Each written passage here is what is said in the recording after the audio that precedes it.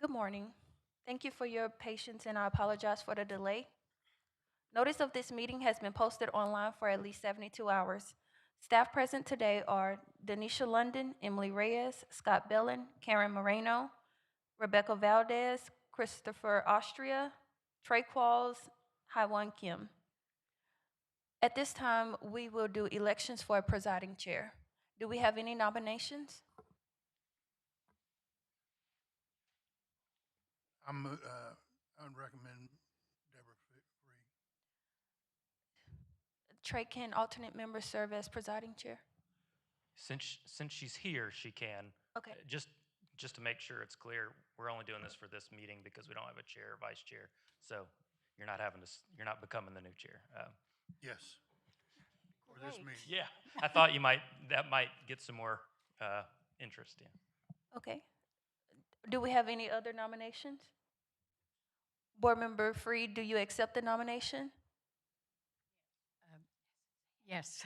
All in favor, aye. Aye. Aye. All opposed, nay. Ayes have it.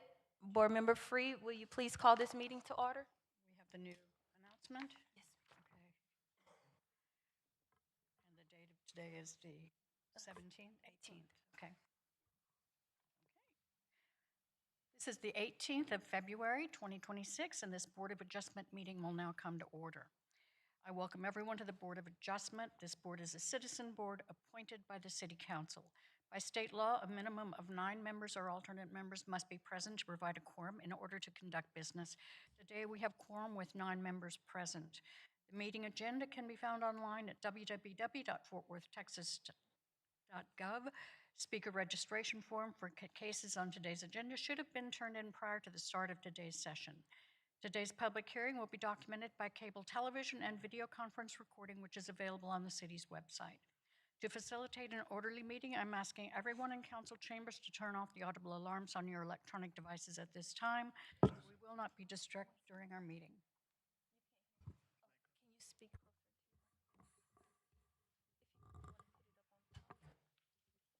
Is that better? Can I continue from here? Yes, ma'am. Okay. Each case will be called in sequence listed on the agenda unless otherwise directed by me, the chair. The Board of Adjustment requires that the following rules of procedure be respected. Each case will be introduced by the City of Fort Worth Development Services Department. After presenting the facts of the case, the Board of Adjustment members will have the opportunity to question city staff about the case and any applicable laws or regulations that might apply. This portion of the discussion is exclusively between city staff and board members. As your case is being called, we ask that you move to the front row. You will have 7 minutes to present the facts of your case and why you believe your application meets the criteria for approval. If more than one person is presenting the case, it is necessary to divide the total time of 7 minutes among all parties so that you do not exceed the allotted time. After the applicant has presented their case, I will call for any opposition to come forward. In the event that the opposition time will also be allocated 7 minutes, and if there are multiple people here to present, that will be divided among those speakers. If the opposition is presented, the applicant will then have a 3-minute rebuttal time. The chair can allow a few more minutes on the presentation to ensure that all the speakers' final points are made. After the parties have presented their positions, the board members will then have the opportunity to ask questions of the applicant and any opposition. During this time, all speakers must remember that all the dialogue is directed to the Board of Adjustment only and not to other parties. There is no time limit on this portion of the meeting. After the board members have received answers to the questions, I will close the public portion of the hearing, and board members can discuss the case among ourselves and city staff to determine whether or not an application meets or does not meet the criteria for approval. After this discussion, I will ask for a motion to approve, deny, or continue. City staff will call for a voice vote from each member. If an application is denied, the applicant will have 10 days in which to appeal to the court of appropriate jurisdiction. For more information on this and additional information on any case on today's agenda, you may contact the Board of Adjustment at 817-392-8026 after this meeting. If necessary, a closed executive session may be held with respect to the posted agenda items to enable the Board of Adjustment to receive advice from legal staff. The first order of business is the approval of the minutes from January 2026, and we are open for a motion to approve. I make a motion to approve the minutes as noted. Okay, do we have a second? Second. Okay, we have, you got it? We have a motion by Board Member Jana Herrera and a second by Board Member Garza. Okay. Board Member Jim Witten, Aye. Board Member Sergio Garza, Yes. Board Member Bob Riley, Yes. Board Member Sandra King, Yes. Board Member Lucretia Powell, Yes. Board Member Kay Duffy, Yes. Board Member Jana Herrera, Yes. Board Member Deborah Freed, Yes. Board Member Juan Manuel Acosta. Yes. The motion passes. Thank you. So can we call the first case? Yes, Board Member Freed, I would just like to make one note to the members of the public and the applicants. So right now, we only have 9 members present. That is a quorum of members in which we are able to conduct a public hearing. All decisions by the board, if will need an affirmative vote from every board member here, would need an affirmative vote in order for your case to be approved. And if anyone does not agree, then the case will be denied. So we just want to make that note for members of the public to understand. If you so choose to, you can ask the board member for consideration of a continuance to the next meeting, in which we hope to have 11 members present. The first case today before us is case BAC-25-045. The address of the property is 5151 and 5159 Greenlee Street. I do want to also make a note to the board that we have been asked to continue this case on behalf of the applicant. He have a family emergency in which he's not able to attend the public hearing today, and he asked us to ask for a continuance on his behalf.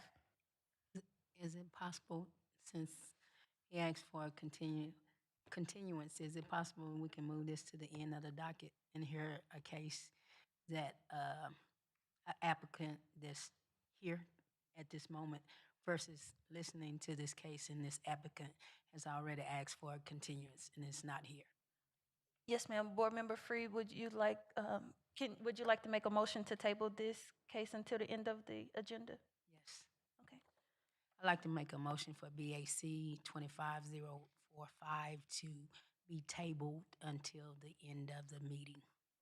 Okay, do we have a second? Aye. Second. Okay, we have a motion by Board Member Lucretia Powell to table this case until the end of the hearing, and a second by Board Member Juan Manuel Acosta. Board Member Jim Witten, Yes. Board Member Sergio Garza. Yes. I'm sorry, Board Member Jim Witten, that was a yes. Yes. Okay, if you want, you can move your microphone to the tabletop. If Yes. Board Member Bob Riley, Yes. Board Member Sandra King, Yes. Board Member Kay Duffy, Yes. Board Member Jana Herrera, Yes. Board Member Juan Manuel Acosta, Yes. Board Member Lucretia Powell, Yes. Board Member Deborah Freed. Yes. The motion passes. This case will be moved to the end of the agenda. Okay, in that case, let's listen to the next one. Our next case is BAR-25-131. We have a similar situation, Scott. Yes, so case BAR 25131, the address is 4929 Fitzhugh Avenue. The owner is Minnie Stein and the applicant is Sharon Douglas. The property is zoned A5 one-family residential district. Scott, the- I'm sorry, can we give the message from the property owner that you received this morning? And the board can decide if they want to table this one too until the end of the agenda? So we had numerous emails last night after the late correspondence was given to you. And I did speak, or I reached out to the applicant this morning and received an email requesting that we deny the request without prejudice. And the applicant is not present here with us today. So what you're recommending is we go ahead and table this so that we can move forward with Yes. people who are, okay, we don't want to waste your time. Do we have a motion to table I'd this like to to the make end? a Do motion. we need a motion, or can the chair just call a change in the agenda? It is within the discretion of the chair Yeah, to reschedule, so so we'll you can take a motion, or if the chair so just decides. move this to the end of the agenda so that we don't waste anybody else's time. That's good. So case BAR-25-131 has been moved to the end of the agenda as well. Our next case is BAC-26-002. The address of the property is 10901 South Hewlin Street and 4885 Cleburne Crowley Road. Scott? Yes, and to continue on, the owner is Series 3880 Hewlin Building Series of Fort Worth Investment Group LLC. The applicant is Edwards Sign Service, and Chris Edwards. The property is zoned E Neighborhood Commercial, and the property has a pending replat of Lot 45, Block 1, Longhorn Estates, and is a surveyed, currently a surveyed property. The applicant is seeking 2 special exceptions to allow a monument sign with electronic changeable copy in a commercial zoning district located on the northern property line and on the western property line. The subject property is a vacant 2.9 acre lot located on the southeast corner of Cleburne Crowley Road and South Hewlin Street in a newly developing neighborhood. The site has a slope of 2.1% from the lowest point on the northeastern corner to the southwestern corner of the property. It does not currently contain mature trees and is not located within a floodplain. The property is zoned E Neighborhood Commercial and is proposed to be used as a convenience store and a gas station. There is a final short plat for convenience store and a future development in review, and a zoning case that was approved in 2022 from unzoned extraterritorial jurisdiction to A5 and E zoning for the entire property. And of course, this particular parcel is, again, zoned E Neighborhood Commercial. There are currently a number of signs that have permits for signs that have been issued, and final 2 that are awaiting the outcome of this case. The applicant is requesting 2 special exceptions to allow electronic changeable copy on monument signs in a commercial zoning district. The city code states that section 6.411A, electronic changeable copy signs may be permitted by special exception of the Board of Adjustment in commercial, industrial, mixed use, and community facility zoning districts subject to certain conditions. Those are the presence of other electronic changeable copy signs in the vicinity, the visibility from residential districts, the street classification of the adjacent roadways, and the proximity to scenic areas or corridors. There are no other electronic changeable copy signs in the vicinity as the first criteria. The second criteria, there is an adjacent residential neighborhood to the south, as you can see from the photograph on the bottom. Cleburne Crowley Road and South Hewlin Street are both neighborhood connectors, and the site is not within a scenic area or corridor. The closest scenic corridor is the Chisholm Trail Parkway to the west. The special exception request is to allow electronic changeable copy on 2 monument signs in a commercial zoning district. The proposed monument signs comply with the maximum allowable area. The proposed total sign size is, for both signs, they are each 92 square feet. The advertised area is 49.92 square feet. The ECC portion of the sign is 7 square feet, so the requested percentage is 14.03, where the maximum allowable is 25%. Here are the regulations for electronic changeable copy. And I am available for questions. Thank you. Does anybody have questions regarding this?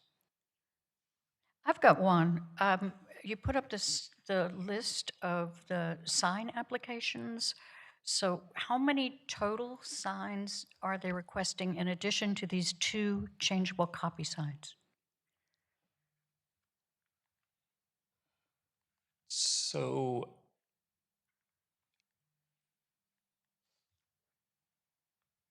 these, I counted 10 total. And does that Right. include, are 2 of those 10 for changeable copy? so I did not do the review of those other signs, so I'm not sure whether each of those permits are separate ones. You might be able to ask the Ask the applicant? Okay, applicant that question. okay. But the last 2 that are still in the waiting client reply are for the request for changeable copy. The other ones has been issued already, and the applicant would be able to respond best to this. But Okay. I would assume it's their attached signs that they currently have on the building. Okay. No other questions for staff? Okay. If the applicant will step forward and present your case. Thank you. You've got 7 minutes. Are you the only person presenting? Yes, ma'am. Okay, well, I'm Chris Edwards, Edwards Sign Service. So he's pretty much laid it all out. We meet all the sign criteria. So basically, we're here to ask for special permission for the 2 monument signs, and I'm available for any questions that you may have. okay. All right, we'll get to that. Is that all you would like to say at this time? You've got lots more time. That's pretty much it. I mean, it's basically we're just asking for the special permission. Like I said, the signs do meet all of the sign criteria Okay. and everything, and so we're just going through the motion to ask for the permission for the LED changeable copy. It's not a reader board. It won't be a constant message. It's just going to be numbers, just changing out, the price of fuel.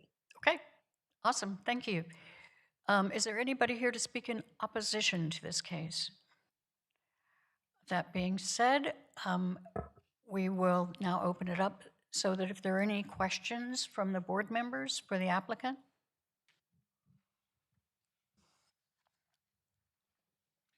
I've got one. We see obviously this all the time for pricing, and it is a much more efficient way and safe way to change pricing. My question is, why are 2 required at this site? This is just for the 2 different entrances because you've got traffic going this way, and it's just normally, as a norm, 7-Eleven likes to have the signs at each entrance into the property.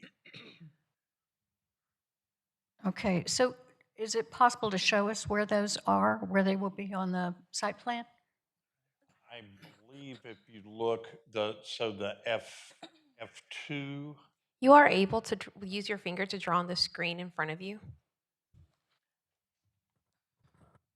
Board Member Freed, the locations for the signs are labeled A and B in the green box. Oh, thank you. That's very helpful. So one along Cleburne Crowley Road and one along South Hewland Road. Okay, If you were coming down. Excuse me, can you speak into the microphone? I'm sorry. Yes. So the reason being is you've got 2 different entrances. And so if I was coming this way here, this way, the building's there, and so I wouldn't even see the other sign. So basically that's, as a norm, what they like to do is have a sign at each entrance. And it is, like I said, it does meet code requirement. okay. So both of these streets are major arterial streets. Is that correct? These are neighborhood, Commercial. excuse me, That was on the, it was on there, I'm sorry. they're neighborhood connectors. Thank you. Are there any other questions for the applicant? All right, if you would just take a seat, stay nearby, and I'll close the public portion. Are there any discussions among the board members? I don't have a problem with this petition at Okay. all. Any other neither. comments? If that's the case, does anybody have a motion? I'd like to make a motion for BAC 26002 Second. As requested by the applicant. as requested by the applicant. Thank you. And- Second. Okay, we have a motion by Board Member Garza to approve this case as requested by the applicant, and a second by Board Member Lucretia Powell. Board Member Jim Witten, Yes. Board Member Sergio Garza, Yes. Board Member Bob Riley, Yes. Board Member Sandra King, Yes. Board Member Lucretia Powell, Yes. Board Member Kay Duffy, Yes. Board Member Jana Herrera, Yes. Board Member Juan Manuel Acosta, Yes. Board Member Deborah Freed. Yes, The motion passes. thank you. Congratulations and best wishes to you. Okay, can we call the next case?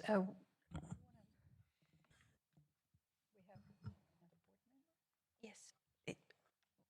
So will he take over as chair? How does that work? Yes.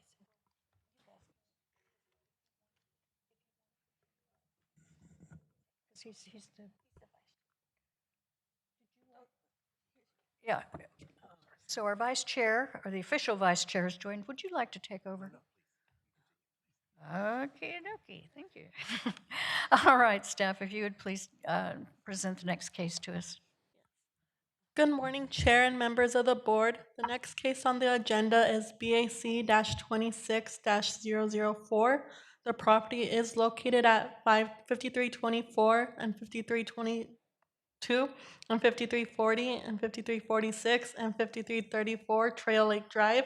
The property owner is Cajeta Corp. Incorporated, and the applicant is Stephanie Barbayet. The site is Zone PD 978 with the MU-1 low-intensity mixed-use designation, and it's currently developed and operating as a gas station. The applicant is requesting a special exception to allow a monument sign with electronic changeable copy in the mixed-use zoning district. The sign is proposed along the northwestern portion of the property, adjacent to Wedgemont Circle North. Electronic changeable copy signs are allowed in mixed-use districts by special exception, provided that they meet the standards outlined in Section 6.41 of the zoning ordinance. The subject property is a 13,432 square foot corner lot located north of Trail Lake Drive and east of Wedgemont Circle. It has a minimal slope, no mature trees, and is not located within a floodplain or scenic corridor. The adjacent zoning includes A-5 one-family residential to the south and PD 978 MU-1 to the east and west. Trail Lake Drive and Wedgemont Circle are both classified as local roads under the Master Thoroughfare Plan. There have been several prior sign permits on this property that have expired, as well as recent monument sign reface application that is currently awaiting a response from the applicant, which is pending the outcome of this case. This is the proposed site plan, and as mentioned, the applicant is requesting a special exception to allow electronic changeable copy on a monument sign in a low-intensity mixed-use zone. The proposed monument sign is located 10 feet from the west property line and 6 feet from the north property line.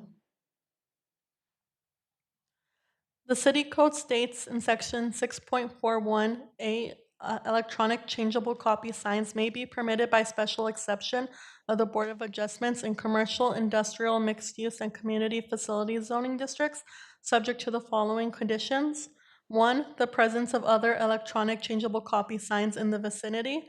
There is no presence of other electronic changeable copies in this vicinity.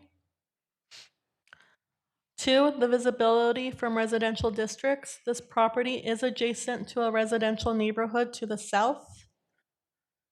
3, the street classification of the adjacent roadways, Trail Lake Drive and Wedgemont Circle is classified as local roads. And 4, the proximity to scenic areas or corridors. There is no scenic areas or corridors located near the property. This is the proposed elevations. The sign has a total area of 67.33 square feet, includes the ECC portion of 3.48 square feet, and this means approximately 5.9% of the sign space is devoted to electronic changeable copy, which is well below the 25% maximum allowed by ordinance. The applicant is also required to provide a minimum non-advertised area. The minimum required is 12.46 square feet, and the applicant is providing 17.51 square feet, so the standard is met. And staff notes that that proposal will be required to meet all other applicable development regulations. These are the regulations that pertain to this case. And this concludes staff's presentation, and I'm happy to answer any questions. Thank you. Does anyone have questions for staff before we hear from the applicant? Yeah, I have. Yes, Ms. Duffy. Tell me about the minimum non-advertised area. Why have we never discussed that before? We've included it in our past It's presentation. not something new. No. Okay. Anything else? All right. With that being the case, I'll call the applicant forward, please, to present your case. Thank you. If you've given us your name and address, yeah, just move it to right. You have to go right into it. I need a booster seat. Good morning. My name is Mia Giannesi. I represent Romy. Romy is the company that will actually put the sign in at this location. I have a question for you guys. 1 second. Can you move the microphone down a little bit further? If you bend the tip of it, Okay. Would you like, I printed out packets of what you see. Do you want them? do you have enough for each board member and one to share with the? I have 7. No. No. If you give Emily one, we can display it on the screen. Thank you. Okay. We are not putting in a new monument, and we're not putting in anything that is going to be extended or bigger. And we are reutilizing the same LED that are present right now. So we are refacing, and it's going to just look a little bit better and a little bit nicer. There are no drastic changes for the lighting. It's going to be basically the same kind of light there is before.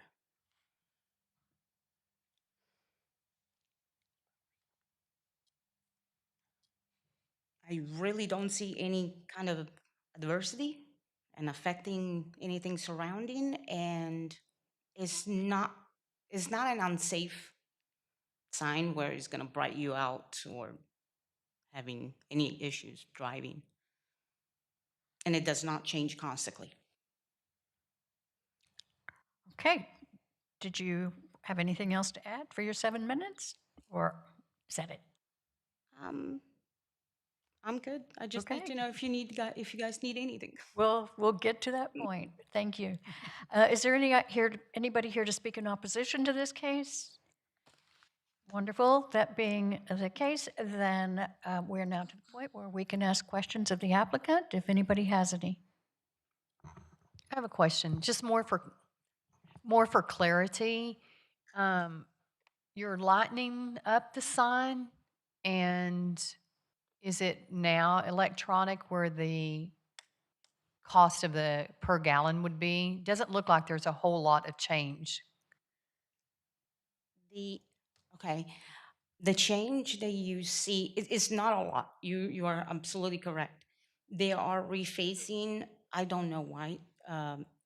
Texaco is going from black to gray, and the black part that is on your left side of the paper, it's a bit bigger and it has manual slots on the top.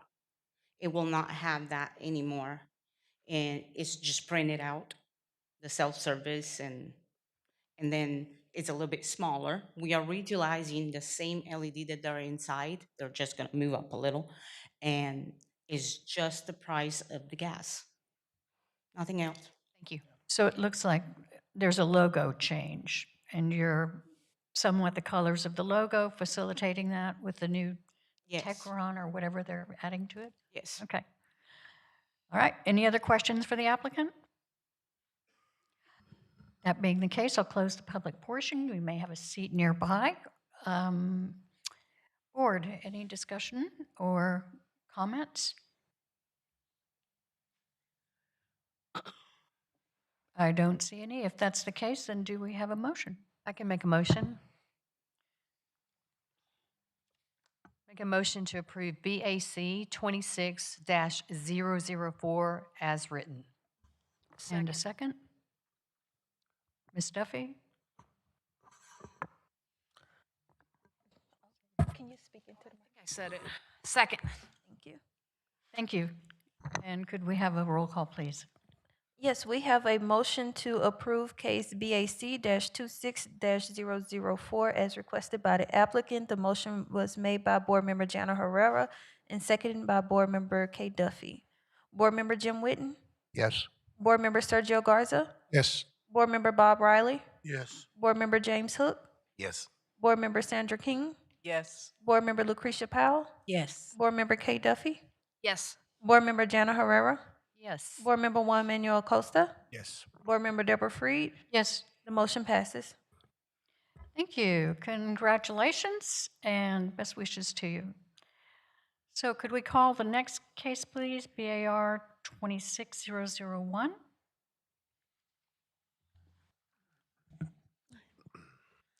The next item on the agenda is case BAR-26-001.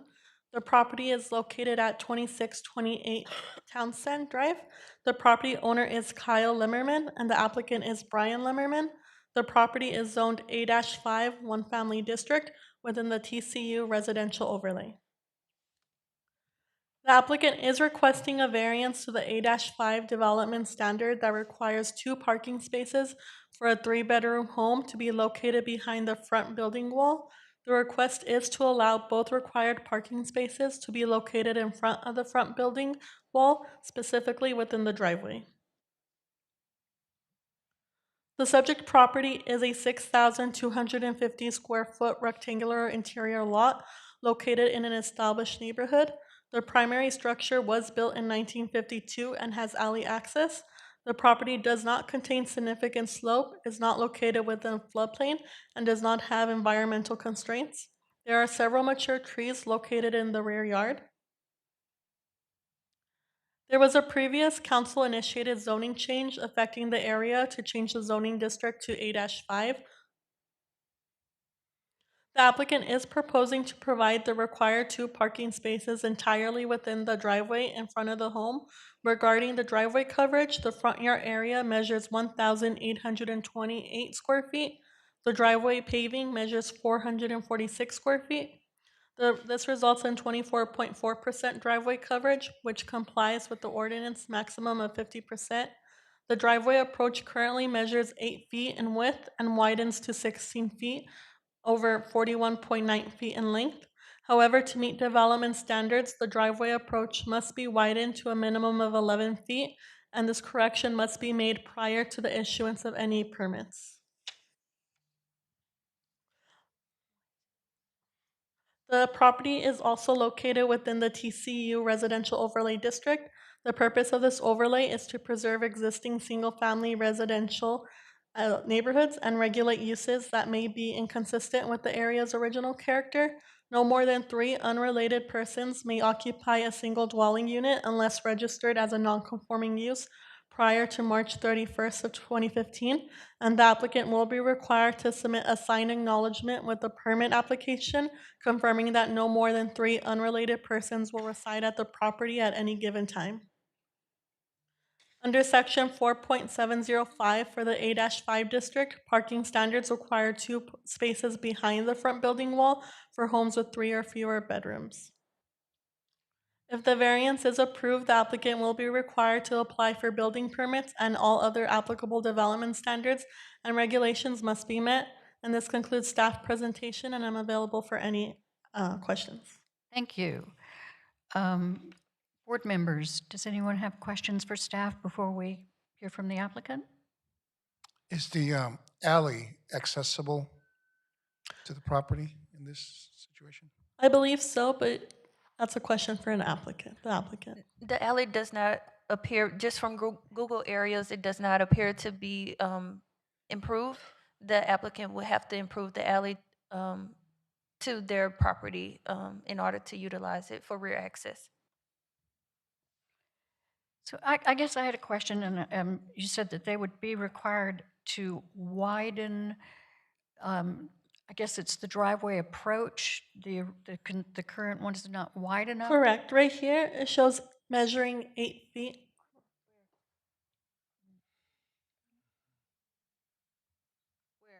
Oh, there. There it goes. It measures 8 feet. To meet standards, it has to be 11 feet. So there would be a widening of the curb cut? Correct. Okay. Yes, Ms. Duffy? So you're saying it's 8 feet at the street? Correct, at the curb cut area. It doesn't increase to the 16 feet until right about here. But the entrance would have to be widened to 11, not to Yes. 16? Okay. Correct. Does the city not do the driveway aprons out to the street? The driveway is a separate parkway permit that the applicant will have to apply for, and this requirement is from the Transportation Public Works Department.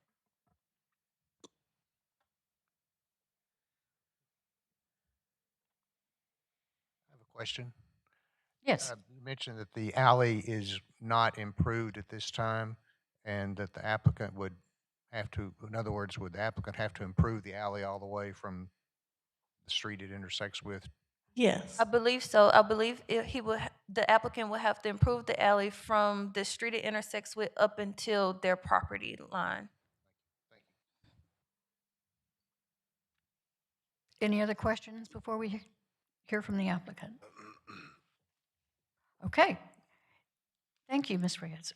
If the applicant could step forward and provide us the information as to why you think we should approve this variance. Hi. My name is Brian Limmerman. I'm here for Kyle Limmerman, who's my son. And I can answer some information about the curb cut and the. Okay, we'll get there. Just right now, just tell us. So yeah, Kyle purchased this house in July, and Kyle plays football at TCU. He's a place kicker. So looking at his schedule, we knew he couldn't do anything until after the new year. So we had planned to get permits in January, February, so he could work on this project in spring, hopefully finish by summer, move in by next season. So he wants to be here. We found this property, and it was a pretty rough property. When we purchased it, we got the permit to get the power reconnected and put a new panel on it. There are some things in it that I felt were somewhat unsafe, so we want to redo the electrical, add air conditioning, take those wall gas heaters off, and basically upgrade the property. I'd say it's on the lower end of the neighborhood. But once we started getting into looking at the permitting issues, we noticed that this variance, we felt like needed to be taken care of ahead of time. I can say it's very much in conformity with all the other properties. I think this driveway was put in when the house was built 60 or 70 years ago, and this is how it's been used. So we're not looking to change anything. We just want to be within the rules of what is asked as the ordinances have changed, so that we can do the renovation and not be worried that we're somewhat out of compliance. The driveway is 8 feet. The curb cut is wider than that. It has a pretty wide taper, so I'd say it's over 11 easily. We have no problem widening it to whatever they need it to be. I think 11 and 16 is not an issue for us. I did a quick kind of survey of the properties on the street. So there are 28 houses on our street that face the street, and then the block just south. Of the 26, 5 are new homes, and the new homes are built with the new standard and the garages that face the front, and they have the 3 parking spaces or 2 parking spaces. Um, but if you take those 5 new homes out, there's 23 existing homes in the block, and 16 are in the exact same situation we're in. We just want to make sure that we're set. I don't know if those all have variances, but only 7 of them actually have parking behind. We have us and a lot of the other properties only have 5 feet between the property line and the side of the house. So there really is no way to get back there. We did some work for the power lines to get the trees out in the alleyway to get the new lines run in. I believe it was the power had been pulled. I think a tree came down on the power line. So when we had that reconnected, I was back there. I don't know if the alleys were used for trash before. I don't think they've ever been used for drives. They have mature trees in them. There are gas lines back there. The meters are back there. I don't know that it's possible to develop them to finish that out for a driveway. I think that would be great. I love alleys. I just don't see that being possible. So we would like to just keep it as is, just use it the way it's been for the last 60 years. But we'll widen the drive, we'll re-landscape it. But we're just looking for variance. And then when I look at the criteria, I think this meets all 5 of the criteria. It wasn't something that we put in place. We didn't change anything. I don't think it affects the neighbors. They all are basically in the same situation. Ready for questions. Okay, we'll get there. Thank you. Okay, is there anybody here to speak in opposition? Okay, and staff, I did notice we had a letter of opposition. Yes, we did receive a letter of opposition. It was shared with everyone in a late correspondence. Okay. All right. Since there's no opposition, if you'll just take a seat, we're going to discuss, or wait, before you take a seat, does anybody have any questions for the applicant? I do. Thank you, yes. You mentioned that there are 5 new properties Yes. in that neighborhood, They look newly built within newly built, the last 5 years. and they are used are they occupied by families or are they occupied, given where the property is located, by They look like students? family homes to me. They don't look like homes that would be built for rentals. But then again, Have you the rental checked I had in personally? college, no, the type of rental I had in college is way different than what kids have now. But they look like family homes to me. Okay, well, looking like family homes doesn't answer my question as to who's actually there. Yeah, I don't know. They look to me to be 4 to 5 bedroom homes, single family homes. Okay. Okay, any other questions for the, yes? Hi. So is your son or your family planning on living here, or are you going to renovate the home to sell it, rent it to TCU students? What's the end goal? So at TCU, you have to be on campus the first year. Second year is optional, but it's growing faster than they have housing. So they're going to want him off campus next year. So he has until September. Now, if he needed to stay on campus, he could. But Please stay plan close is- to the mic. We're having a hard sorry, time. his plan is to fix this to live in it. And since this is televised, I probably shouldn't say it, but I think he may end up being married by that point. So he's really thinking like he needs to get this done. So Let's get grandbabies. Yeah, so hopefully he's not watching. So I didn't hear the end of it. So you're saying he would probably rent it out? No, he will be living in it. Oh, he will be Yeah, living. yeah. So he lives in, I can't remember the housing. It's I don't know, it's on campus, off campus. It's kind of by the bookstore. So he lives there with one roommate. But he bought this to fix it, to live in it. So he will be in it himself. Thank you. I would like to make, excuse me, one note to the board that there are restrictions within the TCU overlay district. And one of them is no more than 3 unrelated persons may occupy a single dwelling unit in the TCU residential overlay district.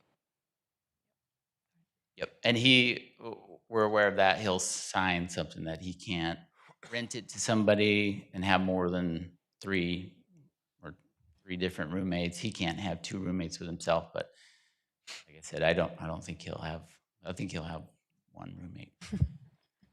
Personal feeling. Okay, any other questions?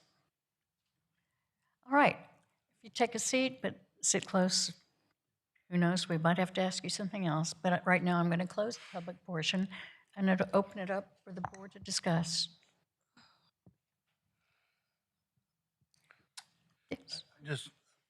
I've got one question. It might be more of legal.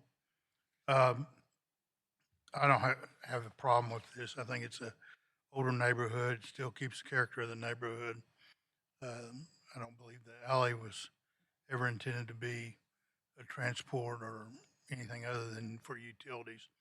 But my question is, if we were to approve this, we're tied to the layout of this house as it is. It's a site plan that we're working off of. If for some reason someone in the future comes in, tears the house down, the variance doesn't run with the property in that case. Great question.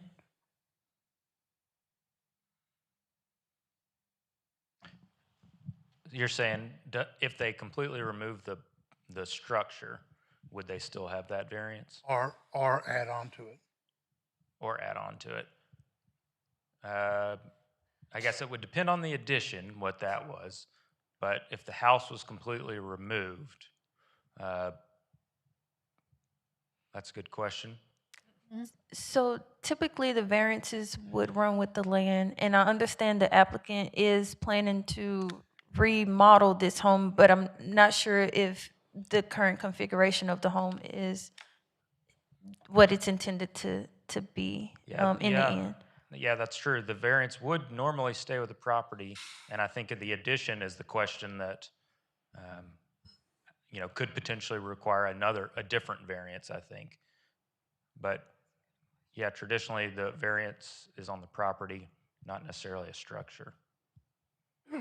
But can we tie it to the roughly 1,200 square feet? No, I don't think we can limit that, no.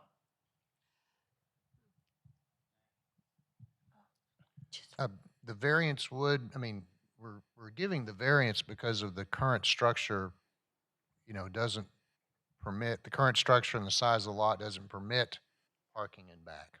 There's no way to get there, and since we're not talking about access off the alley,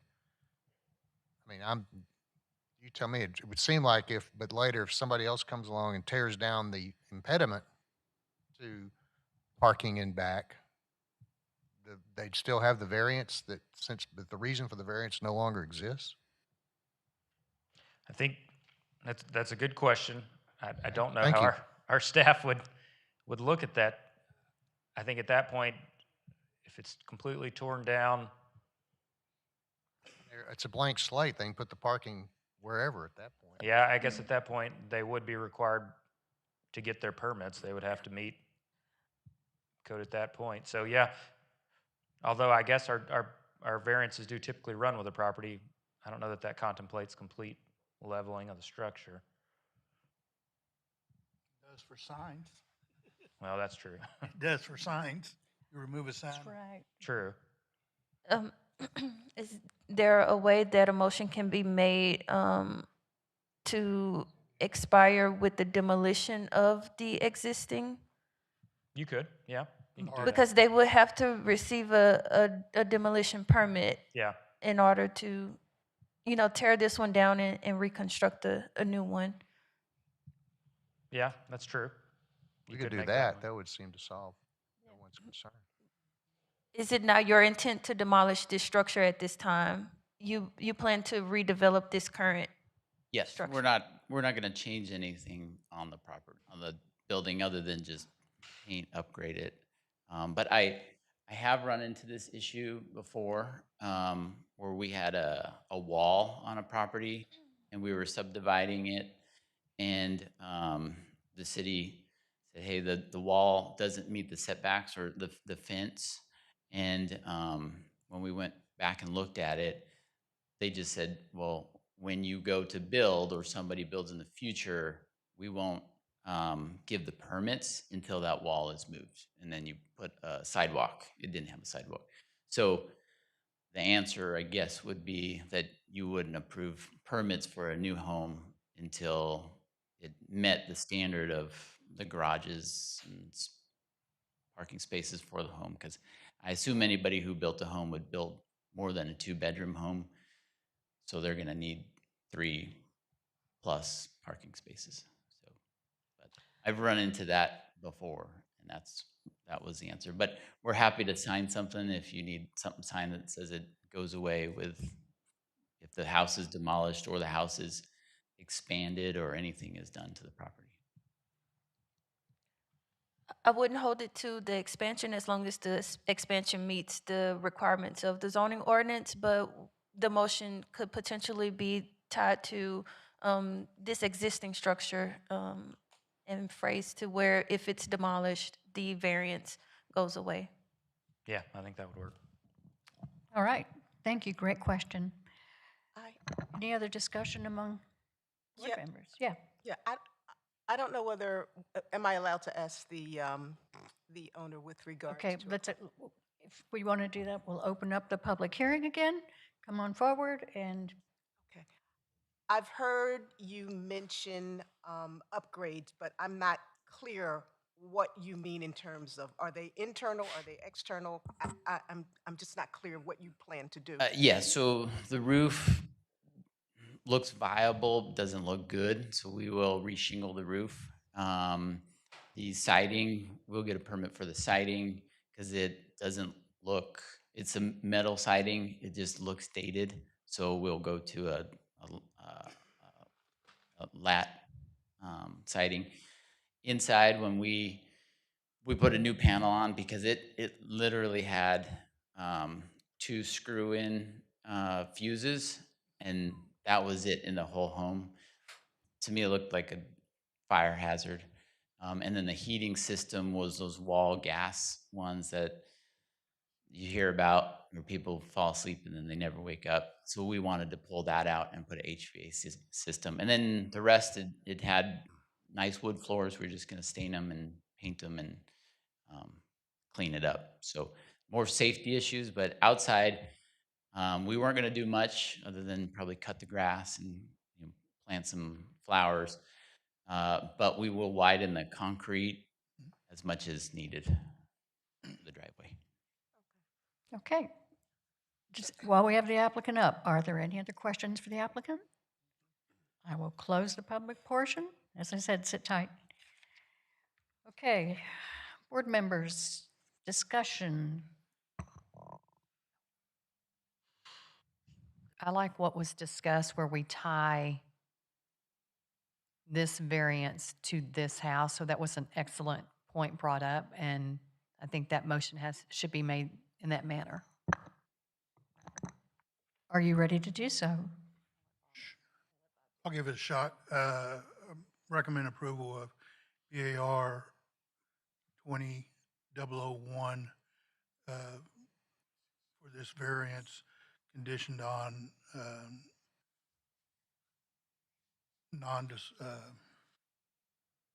demolition, no demolition of the existing site, existing structure. So that the, Or you could say just the variance is approved as to this structure only. It's existing. Well, I mean, if they want to add on a playroom, because it might be something in the future.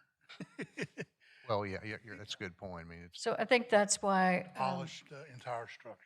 I think that's why the recommendation was that we tie it to the application of a demolition permit, Correct. so that this variance would expire upon the demolition of the property.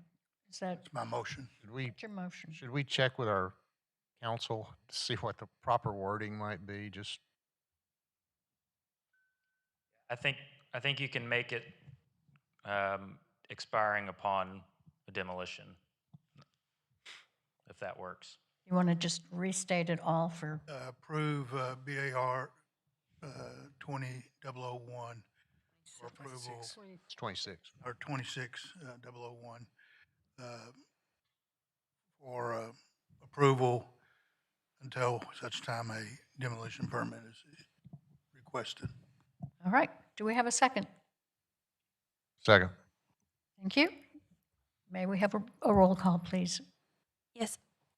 I have a motion, excuse me, a motion to approve case BAR-26-001 as requested by the applicant, tied to conditions on this variance expiring upon demolition of the current structure. The motion made by Board Member Bob Riley and second by Board Member Jim Whitten. Board Member Jim Whitten, Yes. Board Member Sergio Garza, Yes. Board Member Bob Riley, Yes. Board Member James Hook, Yes. Board Member Sandra King, Yes. Board Member Sandra King, Yes. Board Member Lucretia Powell, Yes. Board Member Kay Duffy, Yes. Board Member Jana Herrera, Yes. Board Member Juan Manuel Acosta, Yes. Board Member Deborah Freed. Yes. The motion passes. Congratulations. And we won't tell anybody about the upcoming engagement, I promise. Our child. Thank you very much. Or any of that. Thank you so much for coming in. Appreciate your time. Okay, the next case, please. Our next case is BAR-26-003. The address of the property is 7712 Pensacola Avenue. The property owner is Alicia Duran Veloz, and the property is zoned A-5, one family district. The applicant is requesting a special exception to allow a carport within the required front yard setback of a residential dwelling. The subject property is approximately 9,940 square feet and is located on an interior street within an established neighborhood. The lot is relatively flat and it contains several mature trees and is not located within a floodplain. There is no alley access, and the primary structure was built in 1956 and faces Pensacola Avenue with driveway access. There is an active code enforcement case issued in January of 2026 for an illegal carport. The property has a history of permits for accessory structures and residential remodel work, including windows and a shed construction. The applicant is requesting approval for an existing carport that measures approximately 20 feet wide by 20 feet long and 20 feet in height. The carport is located within the required front yard setback and encroaches approximately 20 feet into the established front yard with an 18-foot setback from the front property line to the carport. The structure is positioned to cover the existing concrete driveway, which measures approximately 16.7 feet wide by 34 feet long and extends from the garage to the front property line. There are 3 other attached carports on the block face, one of which was approved through a reasonable accommodation. And regarding lot coverage, the existing lot coverage is 24.86%. If the carport is approved, coverage would increase to 28.88%, which remains well below the 50% maximum allowed in the A-5 district. The applicant will be required to return to the Board of Adjustments to seek approval for the 2 parking spaces located behind the front building wall for dwelling units with 3 or fewer bedrooms. The applicant proposes that both required spaces be permitted in front of the front building wall, specifically the driveway. This is the zoning regulations for this case. I want to outline under the zoning ordinance, private carports located within the required front yard are only permitted by special exception from the Board of Adjustments. Section 5.301 outlines standards for the accessory uses on residential lots, including private carports. When reviewing the front yard carport request, the board considers 1, whether there is a functional garage on the lot, 2, whether there is a viable access to the side or rear yards, 3, the size, height, and design of the carport and its impact on the adjacent properties, and 4, the presence of other carports on the block face. If the special exception is approved, the applicant will be required to obtain the appropriate permits and comply with all other applicable development standards. And this concludes staff's presentation, and I'm available for any questions. Thank you. Do we have questions for staff? Just hang in I there. have a question. So are there, in the small picture we have here of the neighborhood, I can't see any other carports. Is that generally the case On the, on your aerial map? and I think they're more towards the end of the street. But there, when we conducted our site visits, there are 3 other carports besides this one. And were those? did those They're have variances? unpermitted. Unpermitted? One of them does have a reasonable accommodation, so it is allowed to be there. So they're unpermitted. Were they existing prior to the introduction of the code? No, I believe those have code cases, and they'll more than likely come before you guys as well. Okay, so they were also unpermitted when they were constructed. Correct. You said one of them are permitted. Yes, one of them has a reasonable accommodation, so it's allowed to be there. Thank you. Okay. Can you tell us what the reasonable accommodation was? Can I get an idea?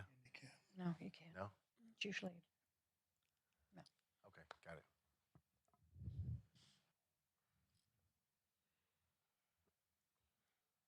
No other questions for staff before we hear from the applicant? Okay.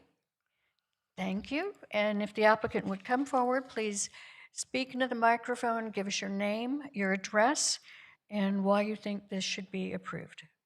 And you have 7 minutes. Hi, good morning. I'm Leslie Gonzalez. I'm here on behalf of the applicant, Alicia Duran, which is my mother. She's the owner of the 7712 Pensacola property. And I'm requesting approval for the variance of a carport. The purpose of zoning regulations is to promote safety, consistency, and neighborhood character, and I fully support these goals. However, due to the unique characteristics of the property, specifically the house not including a garage when it was purchased, I see it best to add a carport for the sole purpose of protecting our own vehicles from things like hail and other natural weather and other natural wear and tear that would usually be protected by a garage.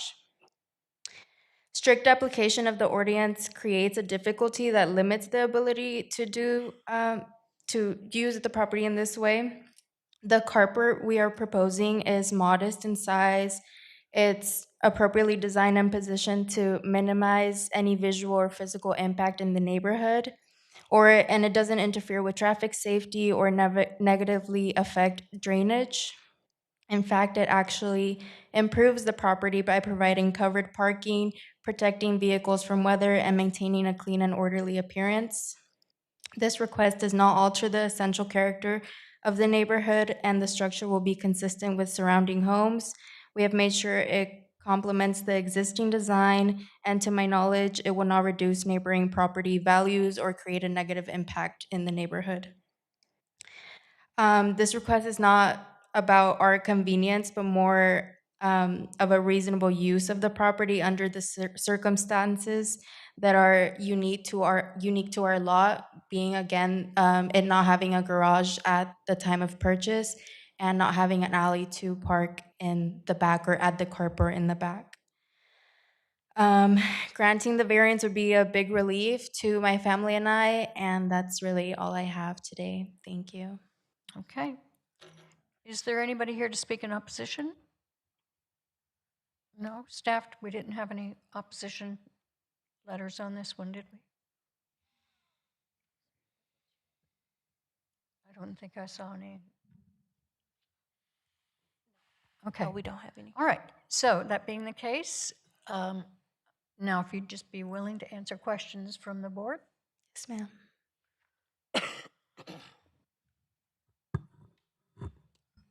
Is the Yes. carport already built? It is, yes. So I want to clarify, The garage was enclosed when you purchased the house. Yes, it did not have a garage. It was demolished before we purchased it. Okay, other questions? What would be the setback from the property line to the front of the carport that exists today? I want to say about it, I think it's 16 feet. 16 feet. Well, that was in the staff presentation, wasn't it? Yes. Yes. Emily, can you confirm? It's 18 feet. 18 feet? Okay. And the house, the normal setback is 20 feet. Is that correct? For a structure? Staff or? So the typical setbacks for the residential structure for the A5 zoning district is 20 feet. However, it comes into play for if there's a platted building line or an established front yard. But typical for the zoning district is 20 feet from the street to the front building wall. From the property line. But Yes, sir. because it's in an existing neighborhood, it's actually that front line is established by the neighboring house, I believe. Yes, the established front yard would be from the properties on either side closest to the street. Yeah. So it doesn't fit within that. But as it relates to the special exception for the carport, the special exception is to allow carport in the front yard. So the factors of the platted build line or front yard required setbacks or established setbacks did not come into play with this special exception. Okay. Questions for the applicant? None? Okay, if you'd have a seat nearby, I'm going to close the public session and open it up to conversation among the board. Yes, Ms. Duffy. I have a question for staff. If we approve the carport today, does that negate their need to get the parking? No, Board Member Duffy. So the carport was all requested by the property owner for the carport, and we did not, at the time of the legal noticing, know that they didn't have the required parking. So we have notified the property owners that they will require variance to get the required parking spaces in front of the front building wall.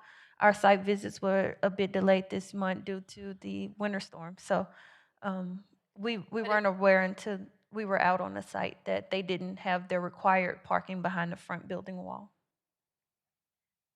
So a carport doesn't count as parking?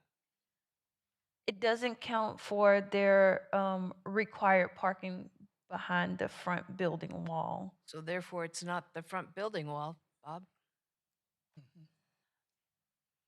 Okay. So because we weren't made aware or we didn't know, can we allow the applicant to somehow maybe delay this to where they don't have to pay again? Is there a way that we can allow them to catch up or allow your staff to catch up and allow them to make a 2-for-1 where they don't have to? So the case can be continued if it's the board's request. Staff will have to charge for an additional variance, but it wouldn't be a brand new application fee. And we'll have to legal notice the variance for the required parking spaces. I have a question for the applicant. Okay, I'm going to open the public session back up. That sound like something you want us to do for you? Okay, well, I'm honestly a little bit confused, or my mom and I were confused because we've been using the driveway as the parking spaces for as long as we've had the home because there was no garage. Everybody else, and I mean everyone else on the street also uses the driveway as their parking spaces. The only difference is that we don't have a garage. Most of the houses there do. So I really wouldn't, I don't understand why we need to get the parking variance, but we are willing to do so if it means that the carport can stay in place. Our carport also doesn't block the main entrance because it's not right under the main entrance. The main entrance is to the right. So it'll be like, It'll be right, that's, oh wait, that second one is the main entrance. Okay. So, yeah. There's, Aaron, can you there's a, switch the screen to the street view, please? Okay. Site visit photo. All right. Duffy. Yes, I know. Member Duffy has a question. I think we're being a bit premature here, if you don't mind. There's a process of education that we may have to execute for the applicant. Correct. Want to make sure that you request the correct, regardless of how you've been using it. Right. It has to be legal. Right. So we don't want to allow you to walk into something that's going to hurt you in the future, hurt your family. So, Ms. Duffy, you have something to say? So I just if I don't can answer the question to the applicant for 1 second. The reason why the required parking spaces allowed is for the zoning ordinance, for A5 residential, for any structure, 3 bedrooms or fewer require 2 parking spaces behind the front wall of the residential structure. Any additional bedroom would require an additional parking space, but the additional parking space over 2 would be allowed in the driveway.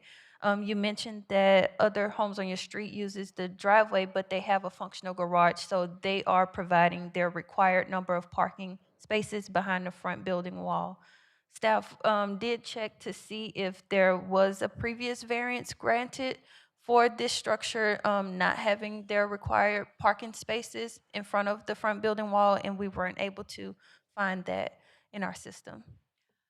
Okay, thank you. Yes, Ms. Duffy.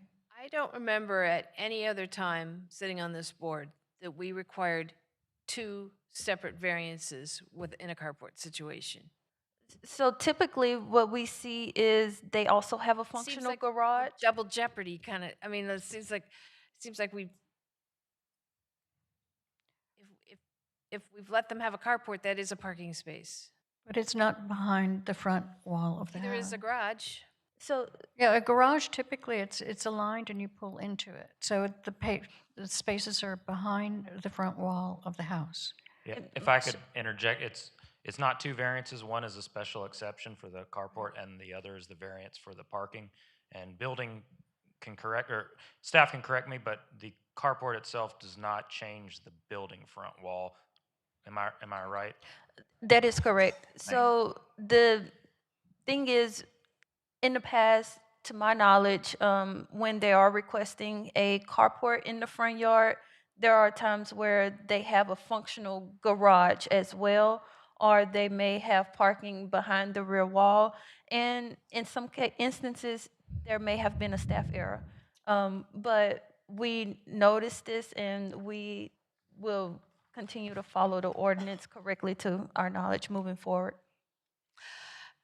I've got a question, staff. When did the 2 parking spaces behind the front building line become part of the A5? I can't say when, but I can look to see when the last update was to the A5 section. 'Cause I would feel like that's probably something that has came about since it was built in 1956.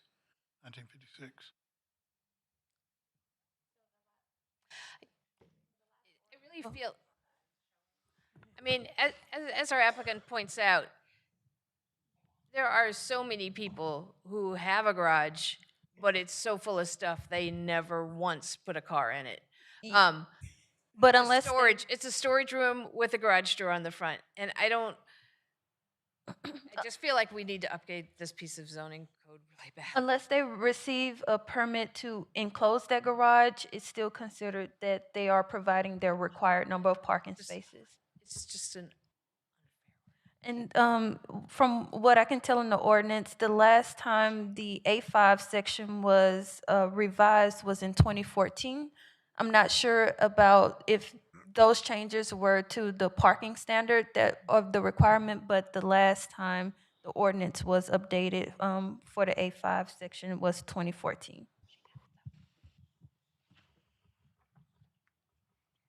The intent of my question to the applicant for the parking is to make sure that we don't surprise her with, oh, yeah, we may or may not allow this carport, but you're not allowed to park anything on there.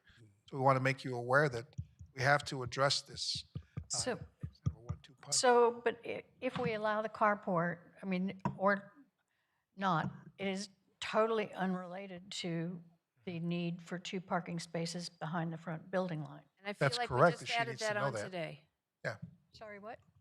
So I we just feel notify. like we've added complexity today. I don't remember us doing that in any previous case. It'd be simpler if we encourage the applicant to, and we continue the application, and then the application is amended to both request the parking spots and the exception for the carport. So I think like my colleague is saying, it'd be kind of ridiculous. Okay, we're going to permit the carport, but then later said, but you can't park 2 cars under it.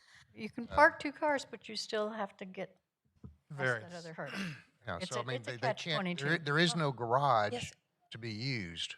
So it would, I mean, tell me if I may be wrong, but it would sound like if this is just continued. It can be the board's decision to continue this case to the March hearing, and at that time, we can bring both the special exception and the variance before the board at once. I would make that motion. But doing that. First of all, is that something that the applicant would be willing to do? So you're going to have to do both. Right. And what they're suggesting is that you do them both at the same time so that you don't, and I think there are some benefits in the fees structure that might save you money to do them at the same time rather than having them viewed separately. And yes, it's been acknowledged that this was an oversight, human error, stuff happens. So just trying to make the best of the situation is what they're trying to do. So if that's the case, I mean, we still have to take a vote to approve that, but if that's the case, is that something that you would be willing to consider? Because Yes, I think we'd rather wait for both of them to be seen at the same time so we don't not be able to park under it like you said. you could still park under it, that's not the issue. But I think you still have to, have to jump both hurdles. Right. So, okay. Yes, I think we'll wait if that's okay. But go ahead and park. I'll second the motion that's been made, but also hopefully the staff can research when the required 2 spaces behind the building front line was added to A5. It might not even be. Did we have a formal nomination? Or? I said I would make it, but I will make it. Are you doing it for 30 days or 60? Pardon? Can you? Are you doing the continuance for 30 days or 60? Well, what's the staff's? Staff supports a continuance to the next public hearing, the March 18th public hearing. We're still good with notifications and all of that? Yes. I move then that BAC-26-003 be continued to the March 18 meeting to allow the applicant to amend the application to include both the special exception and the variance. And I second it. Okay. So we have a motion and a second. Could we have a vote, please? Yes, we have a motion for case BAR-26-003 to continue this case to the March 18th Board of Adjustments public hearing. The motion made by Board Member Jim Whitten and second by Board Member Bob Riley.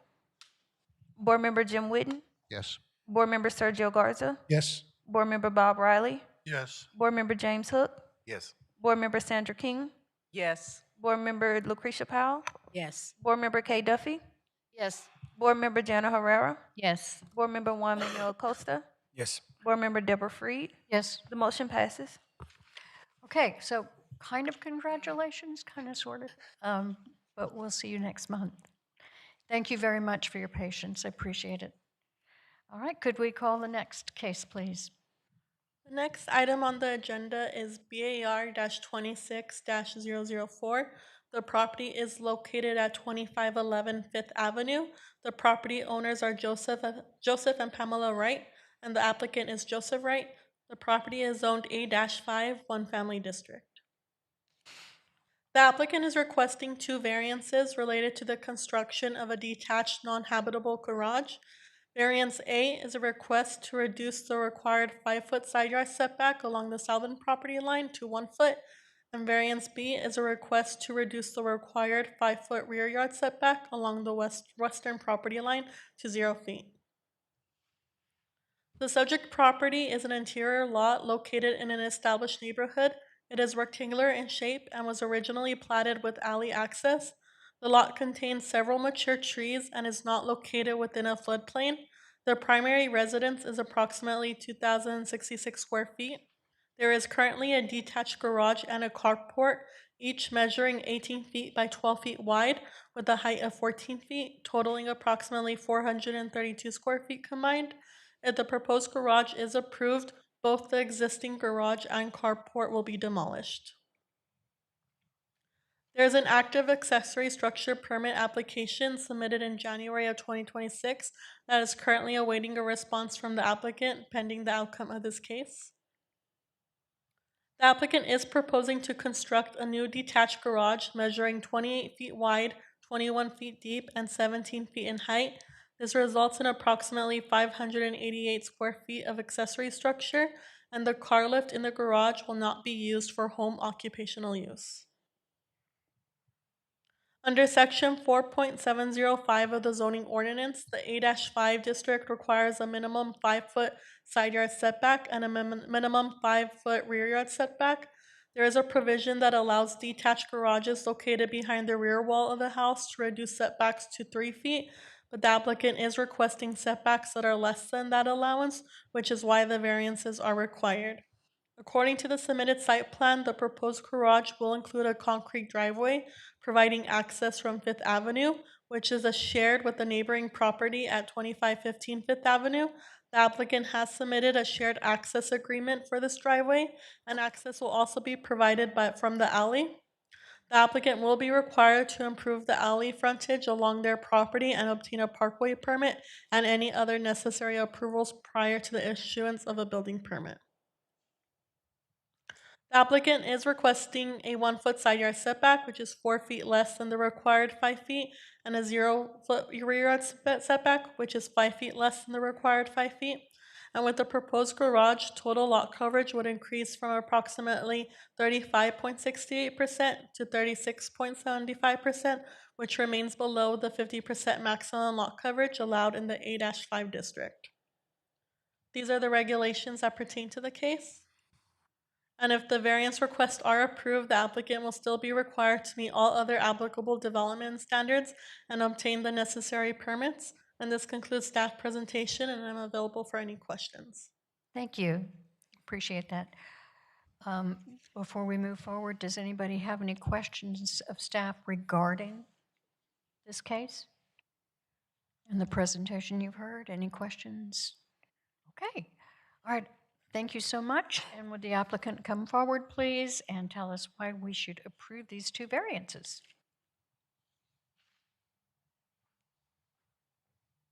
Good morning.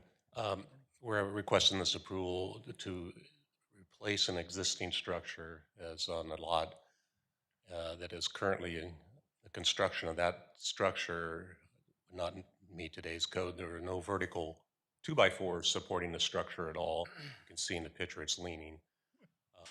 And access to that structure is limited if we move it forward and to the left, and it also would encroach into our yard another 300 square feet of our backyard to go to the current guidelines of the city. And it's kind of... I'm sorry, sir, can you speak closer into the microphone? It seems to cut in out. I don't know why. Okay. Is that better? That's better. Yes. Okay, sorry. So we'd like to see approval on this just to be able to replace an existing structure and allow us to park in the garage. Okay.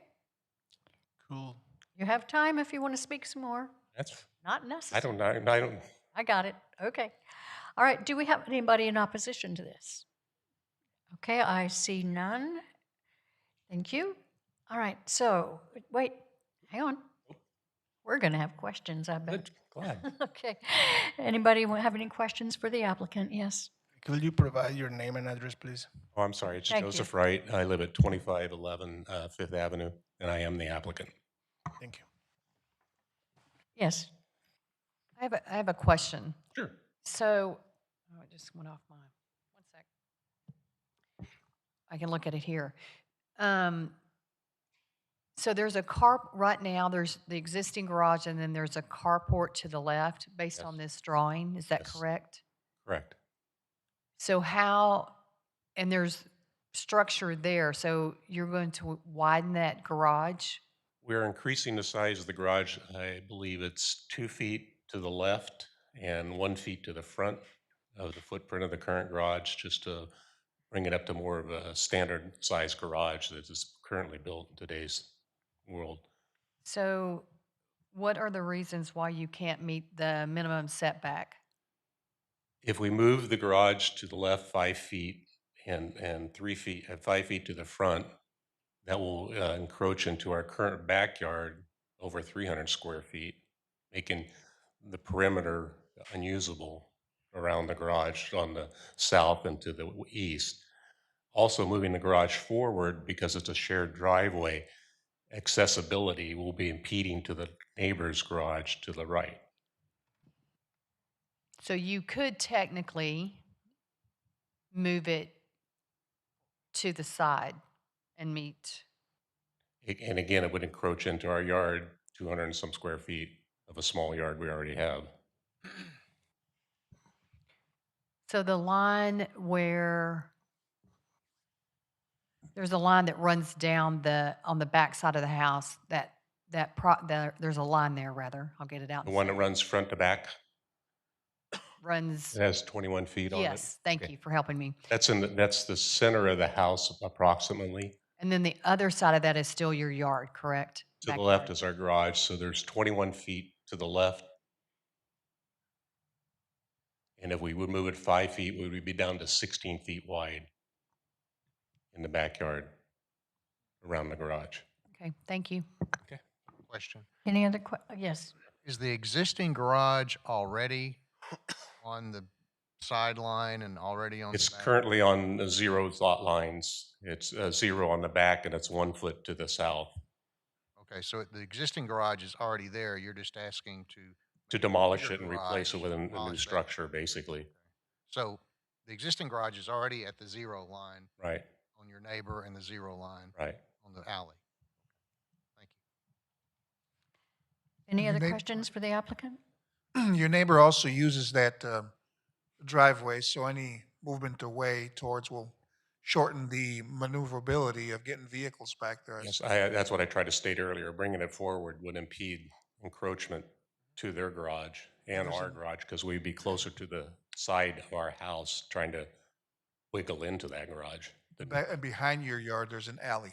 There's an alley, a 15 feet wide alley. We're still going to try to use our driveway as our major ingress to the garage. Any other questions? Okay, that being the case, we're going to close the public portion, stay close. As you see, we frequently open it back up. So do we have comments? Now, I don't have a problem with this at all. It's a pre-existing building, and he's had a good relationship with his neighbor. There's no line or fence that we have to navigate with on the west side of the property. This neighborhood is really, it's an older neighborhood. It predates the zoning, and this is absolutely consistent with the current neighborhood. So moving it would not really create any benefit at all to the neighborhood. I have no problem with it as it is. Me neither. Stuff- This is a unique situation. It's a shared driveway. You don't see those very often. This is the best way they could come up with to get the parking in there to begin with. So I would support it. Yeah, Ms. Duffy, did you have something? So do we have any photos of what it looks like now, the existing garage and carport? There it is back there. I don't see the carport part. Oh, you can't. So I do have some concerns about that because, now we're doubling the side of the garage. It's going to look like a significantly bigger structure back there. Mm-hmm. But depending on how the carport looks now, I mean, if the carport looks mostly like I don't know, I'd like to see a photo of that carport.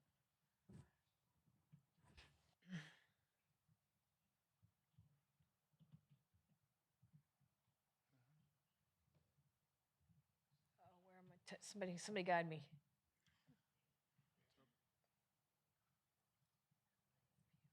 So the vehicle to the right, that's your neighbor's? The structure Yes, to the right is your open the neighbor's public garage? session again. I told you. So if you take a look at the closest you can see to the carport is the middle picture on the right. It says existing garage. You'll see a roof line off of the pitch, the left-hand pitch, which is the pitch of a carport cover.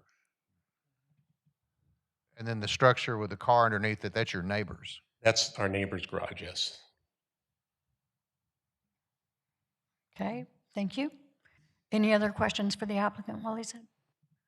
Once again, close the public hearing. So go ahead. Do you have another question for the applicant? I did. It's fine. So are you expanding the driveway then to make it a two-car garage, or are you just still parking on that right-hand side of it? No, there would be a two-car garage with one access from the rear through the alley. So Want to bring that picture up? I can. one of the cars comes in from the front, but there's another garage entry from the rear? Yes.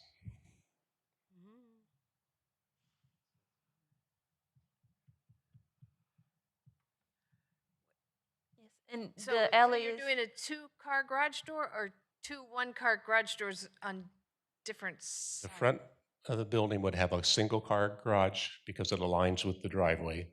In the rear, there would be a second exit for that bay, and then next to that would be a bay entrance. Let's see, let me get my oriented. There's a, take to another one of the architectural drawings. Okay, so the top west picture is the front-facing driveway picture. The east side is what would be to the alley facing.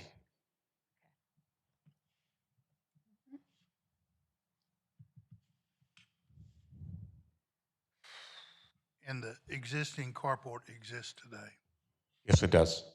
along with the enclosed garage. Yes, it does.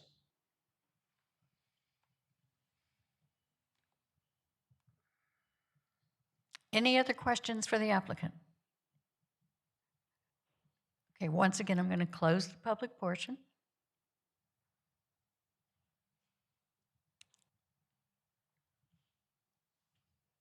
And discussion. What are the reservations, Mr. Duffy? Yeah, what is what the reservation? Is there something that's bothering you? So zoning code is hard on these old houses where their backyard structure was built on the lot line, and the only way to get a reno or a remodel is to get a variance. So that's hard. so And I usually have sympathy for that, but in this case, I feel like we're getting a major upgrade from what we had before, and I feel like it's a lot to ask of the neighbors to have that big a structure on the lot line. So, all right, it is within code.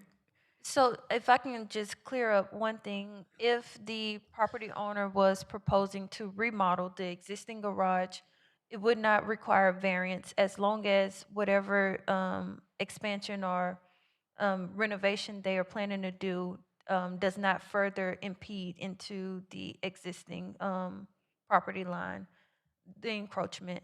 But the applicant is proposing to demolish the existing structure and build a new structure that is larger than the existing structure. So it requires a variance, but to remodel the existing structure would not require variance.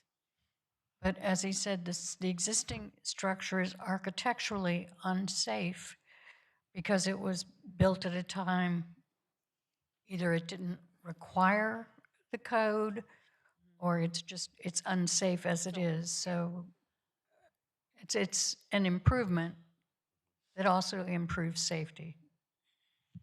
And this particular applicant has taken it upon himself with his neighbor to solve some issues of parking with creative, ways of parking in their backyard. Sharing a driveway is takes sacrifice and a lot of communication, but they made it happen. So I see that I'm sure they have no one here that says they wouldn't, they don't like the idea. I don't have a problem with this at all. But I appreciate what you're saying, Ms. Duffy, is that the structure that's going to be here to replace what exists is going to be a little bigger, it's 2 feet longer and a little taller. Is that correct?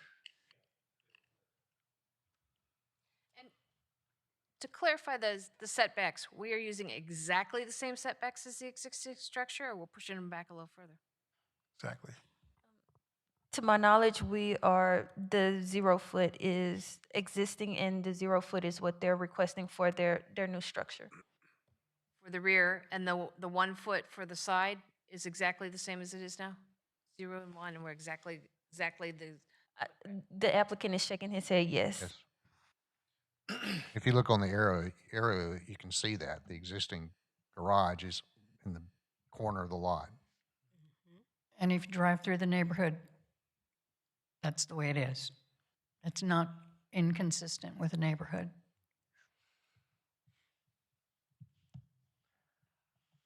I'll make a motion if you're ready. I move that BAR-26-004 be approved as submitted by the applicant. Second. Okay. Okay, we have a motion for case BAR-26-004 to approve as requested by the applicant. The motion was made by Board Member Jim Whitten and second by Board Member Lucretia Powell. Board Member Jim Whitten, Yes. Board Member Sergio Garza, Yes. Board Member Bob Riley, Yes. Board Member James Hook, Yes. Board Member Sandra King, Yes. Board Member Lucretia Powell, Yes. Board Member Kay Duffy, I'm gonna say no. Board Member Jana Herrera, Yes. Board Member Juan Manuel Costa, Yes. Board Member Deborah Freed. Yes. The motion passes. Congratulations, and hope you have a wonderful new garage. Dodge that one. Thanks so much for your time. And yes, Ms. Reyes, if you would call the next case. The next item on the agenda is BAR-26-005. The property is located at 2821 Donnelly Street. The property owner is Mario Carrillo, and the applicant is Grant Engineering Incorporated. The property is zoned A-10, one family residential district. The applicant is requesting 2 variances related to the minimum lot development standards in the A-10 district. Variance A is a request to reduce the required minimum lot width from 60 feet to 50 feet, which is a deficiency of 10 feet.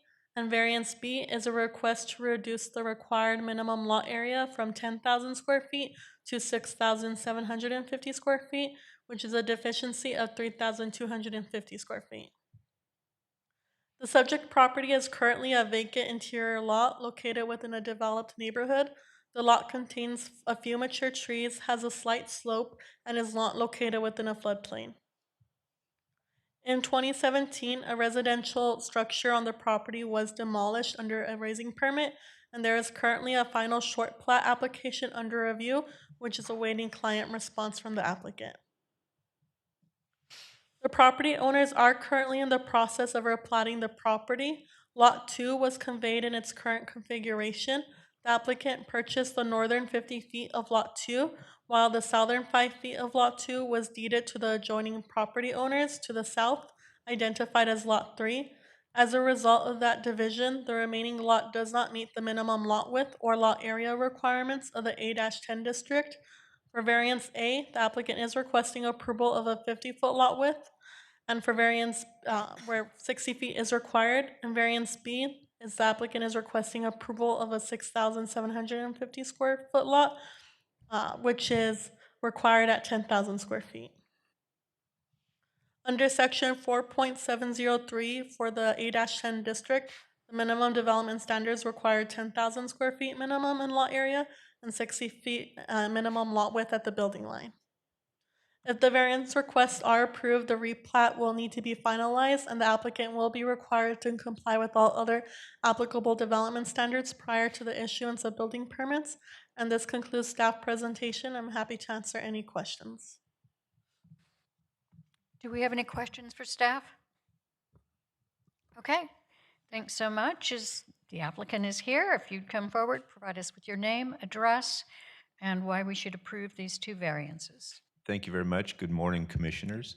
I'm David Reeves with Grant Engineering, and our office is at 2751 Park Hill Drive in beautiful Fort Worth, Texas. We respectfully request that you grant our variance request as to both lot width and lot area due to the fact that this is the extent of the tract that our client was able to purchase. Anything else? We feel that this a home being built on this lot would be in character with the neighborhood, and we just can't add any more land, unfortunately. All right, thank you. Is there anybody here in opposition? Okay, that being the case, does anybody have questions for the applicant? No questions for the applicant? Going once, going twice. Okay, I'm going to close the public portion. Stay close. And do we have a discussion among the board members regarding this application? Yes, sir. Hate to do this, might need the applicant back up. I'm going to reopen the public portion. The house that was demolished off of this property, was it on the same general lot layout that you are showing here? I believe so. I mean, the lot to the north or on the right in this photo is a platted lot, and the lot to the left is a full lot plus a 5 feet portion of the north portion of a former lot 2. I'm not sure who demolished the earlier lot, or excuse me, the earlier home, but I believe it sat approximately on this tract. And does staff have, when the zoning was changed from the A5 to A10, I have a feeling this might be one of the council-initiated rezonings Yeah. for a whole area. Looks like it. Do you guys have that information? When it was from A5 to A10? I assume. Just 1 second. I assume.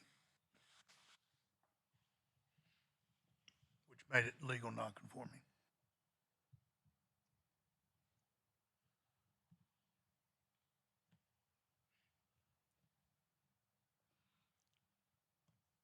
Oh, I get it. I'm slow, but I get there.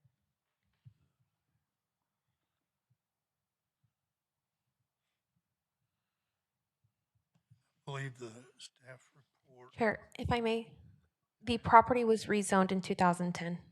2010. Correct. Okay. The existing house was raised in 2017.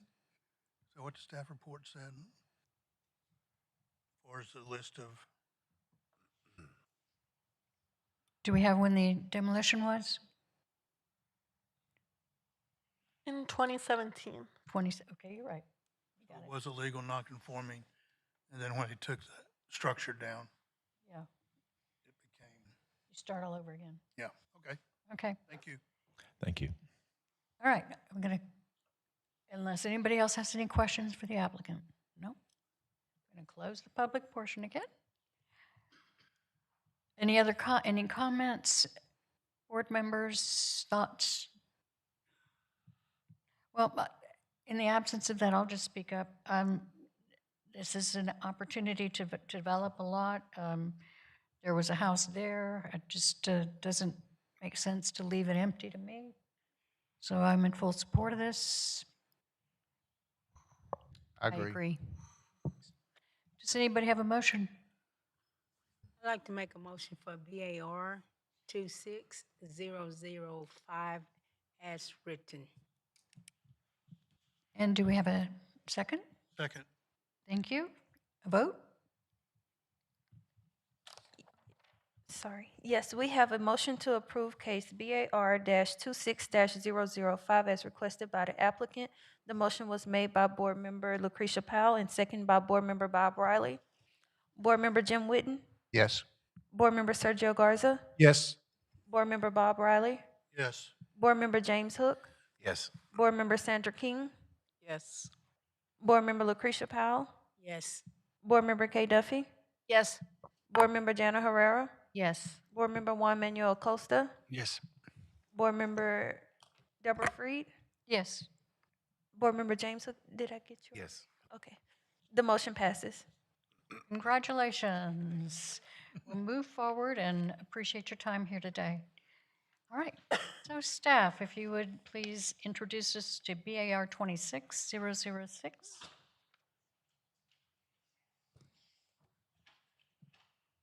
Thank you, Chair. The next case is addressed 4617 Washburn Avenue.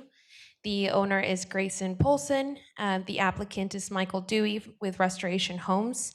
The zoning is A5 One Family District. They're seeking a variance to the lot coverage where 50% is required or allowed by the ordinance. The property is 6,251 square feet in a developed neighborhood. The property was platted with alley access and it does not have any floodplain. It does have mature trees and it has no significant environmental constraints. The existing residential structure is built across 2 lots and it totals 3,107 square feet. This is the lot history. There are 2 issued remodel permits. The residential addition permit is in awaiting client reply, and that's just awaiting the decision of the board today. This is the proposed site plan. The applicant is asking for 52% lot coverage, where the ordinance requirement is a maximum of 50%. The addition is to extend an existing bedroom.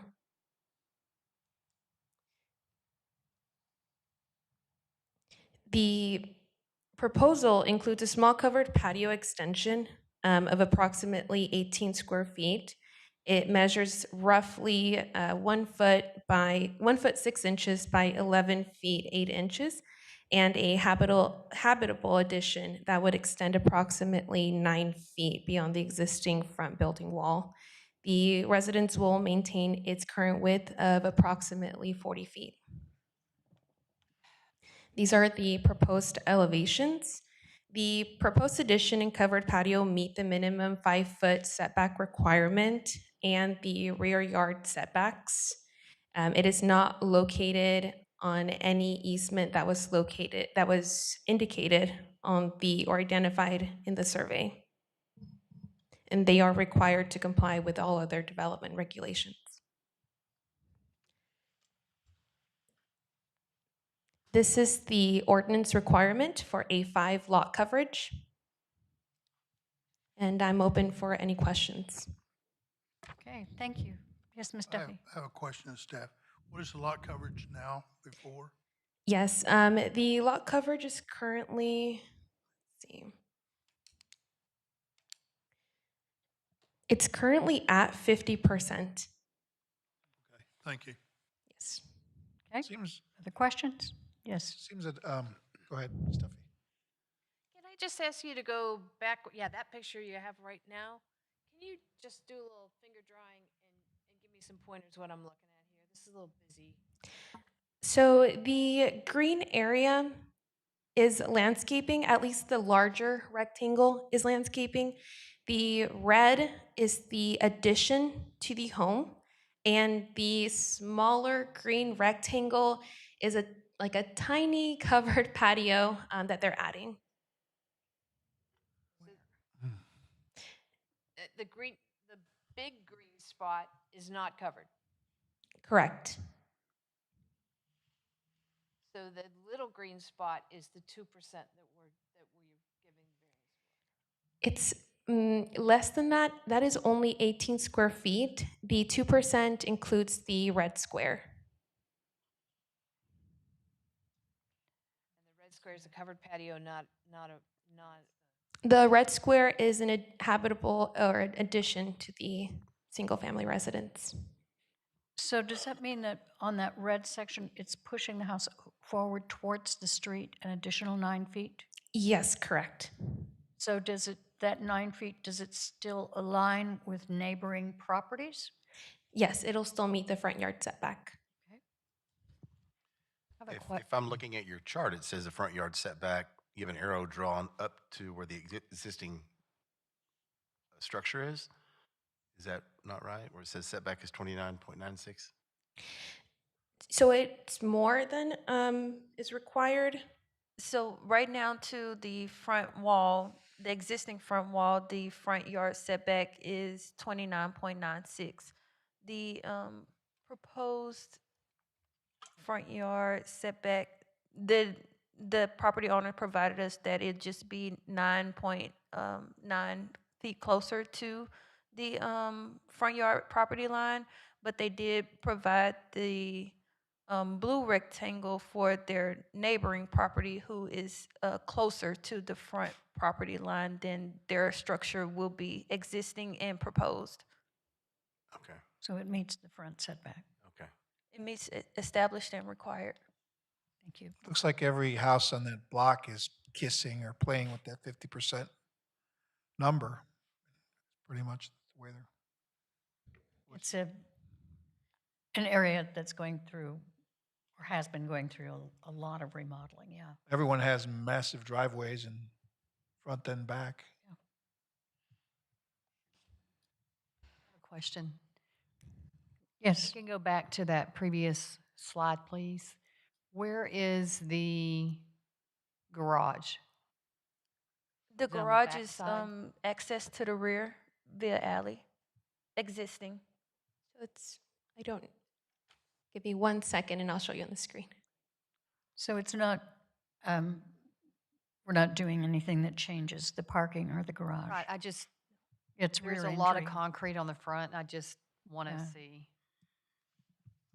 I can't make it. So if you look behind you, she circled on the screen where the existing garage is. Yes, that's the entrance from the alley to the garage. Okay, thank you. Any other questions for staff? So does this meet the concrete requirements for the front yard, or is that why we're putting in the green spot? That is why I'm sorry, Karen. Oh, that's okay. Yes, that is why we're including that. They are using pavers, and so it is not included in the lot coverage calculation. It's a permeable surface. So currently they are exceeding the front yard driveway coverage, but their proposed is to reduce the front yard driveway coverage by adding in that landscaped area. That is a good thing.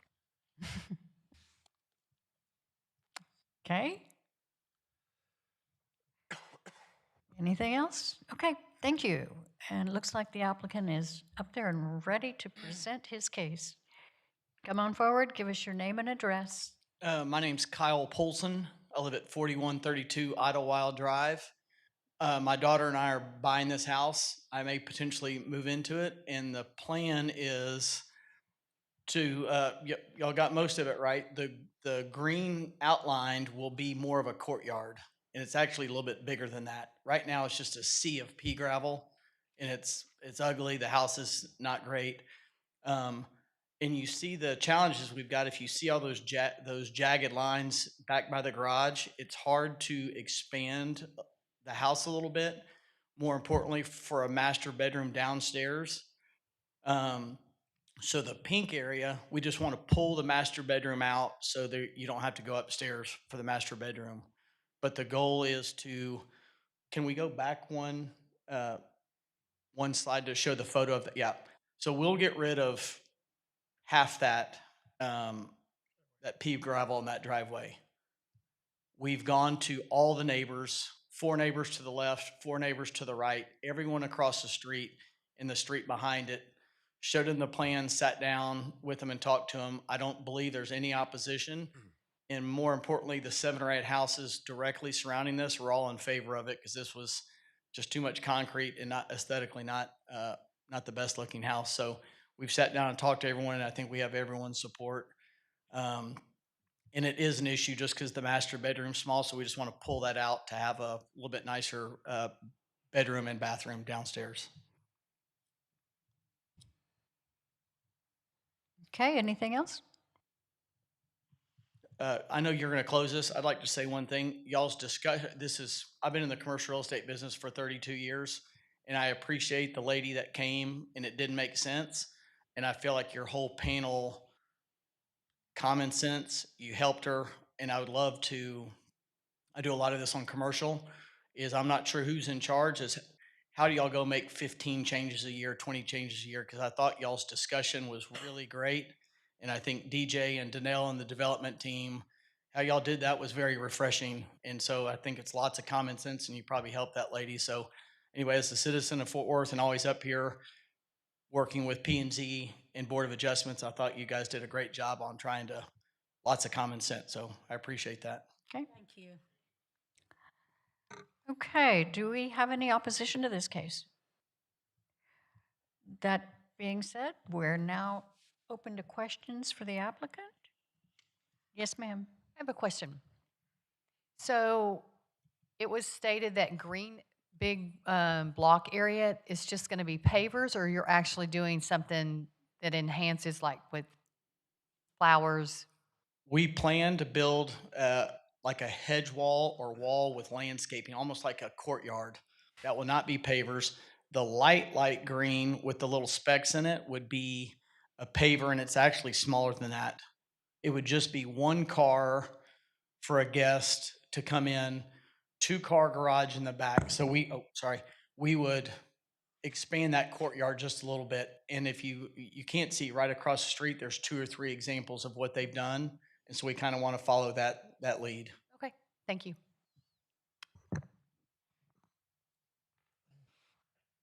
Yes?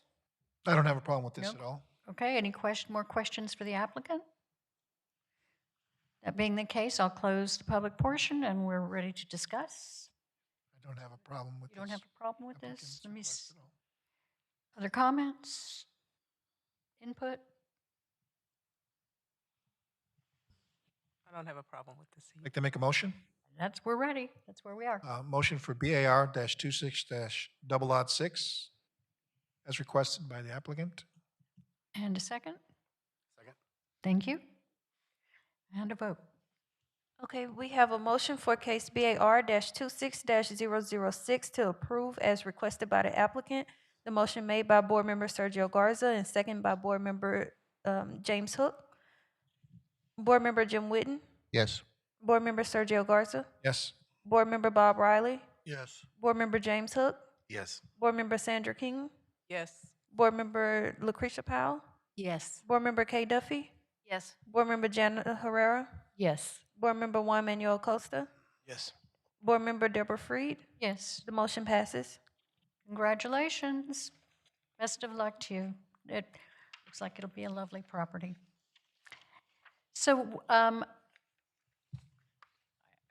first of all, I would like to really thank Ms. Powell for having the insight to move our dead time with no people waiting to the end. That's really respectful of the time of the community members. I greatly appreciate that. Second, we've got those 2 cases that should move pretty quickly, so I'm of the mind that we just keep on moving forward. And so we go back to the first. And as I understand this, we are doing continuances, or we've been requested continuances for both of these continued cases. One was the denial. Yes. Sorry? The first case, BAC-25-045, the applicant has requested a continuance to the March 18th public hearing. And case BAR-25-131 has requested denial without prejudice. Okay. All right. So let's look at the request for a continuance for 25-045. The case before you is BAC-25-045, located at 5151 and 5159 Greenlee Street. The property owner is 5151 Greenlee LLC, and the applicant is Julian Armendariz. The property is zoned E, Neighborhood Commercial District.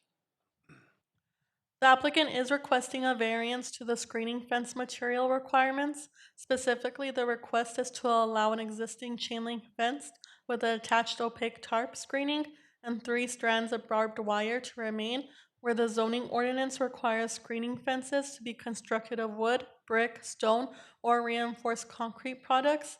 The requested variance is limited to the boundary of the area occupied by the legal nonconforming automotive repair and sales use on Lot 8 and the automotive repair use on Lot 7 as shown on the submitted site plan.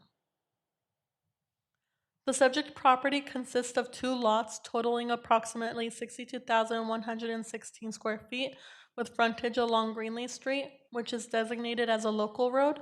Lot 7 is currently used for automotive repair, and Lot 8 is used for automotive repair and auto sales. Both uses operate under legal nonconforming status, which was approved in October 2023. The property is relatively flat with an approximate 4% slope. The site is adjacent to neighborhood commercial zoning to the west and residential zoning along the rear property line and to the east. The lot history includes approval of legal nonconforming status to continue auto repair and auto sales uses in January of 2023 and was later reissued in October of 2025 to define the legal nonconforming area within the reference property and to include additional ordinance language. There is also an open code enforcement case related to screening fence materials initiated in January of 2025, which initiated this review to the board.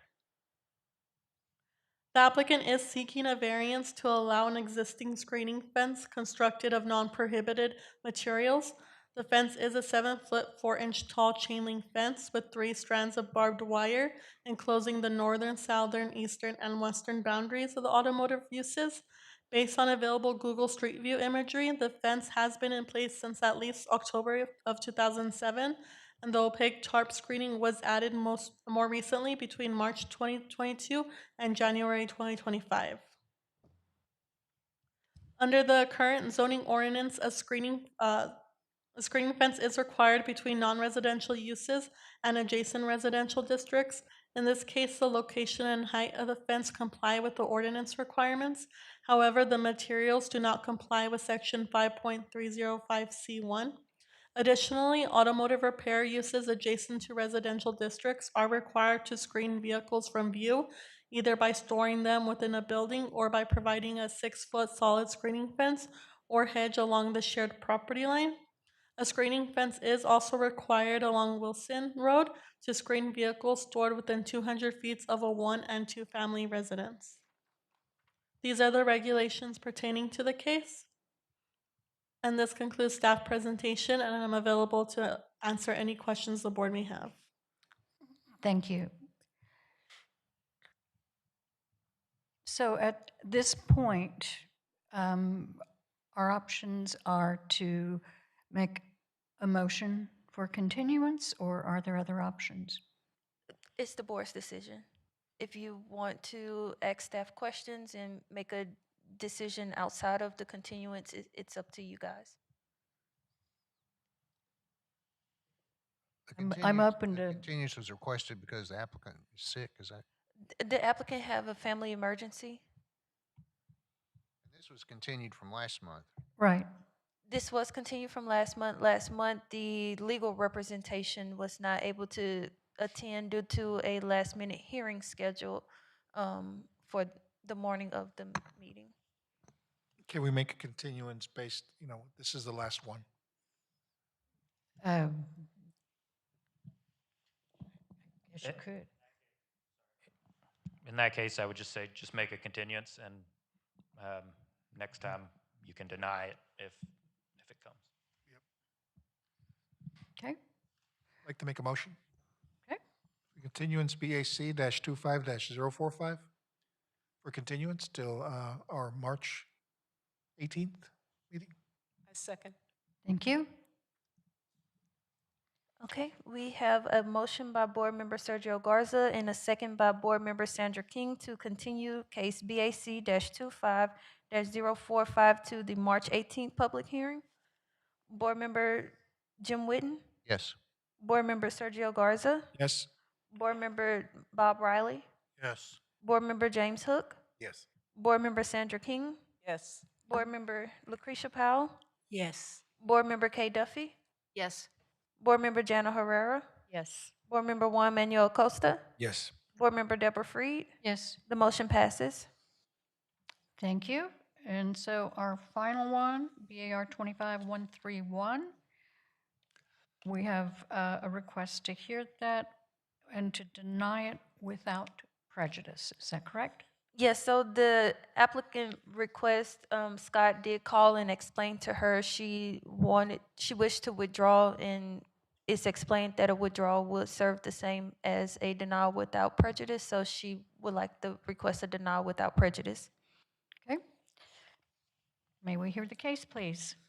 The next case is BAR 25-131. The address is 4929 Fitzhugh Avenue. The owner is Minnie Stein. The applicant is Sharon Douglas. The property is zoned A5 one-family residential district. It is within the Stop 6 overlay district. The property is described as Lot 24, Block 1 of the Douglas Park Edition. The variance request is to the Stop 6 overlay district development standards, requiring a 2-car garage be constructed for all new development to allow construction of a new single-family home without a 2-car garage. And as has been explained, this was a previously continued case. The subject property is a vacant 8,150 square foot interior lot located in a redeveloping neighborhood. The property was platted without alley access in 1930. The subject property has a 2.5% downward slope running north to south, contains 1 mature tree, and does not contain a floodplain. There was a zoning change that was approved in 2008 that implemented the Stop 6 overlay. A demolition permit was finalized in 2011, and there is currently a permit that is awaiting the outcome of this case. This was the site plan that had been given to us, and this did not include a 1-car garage.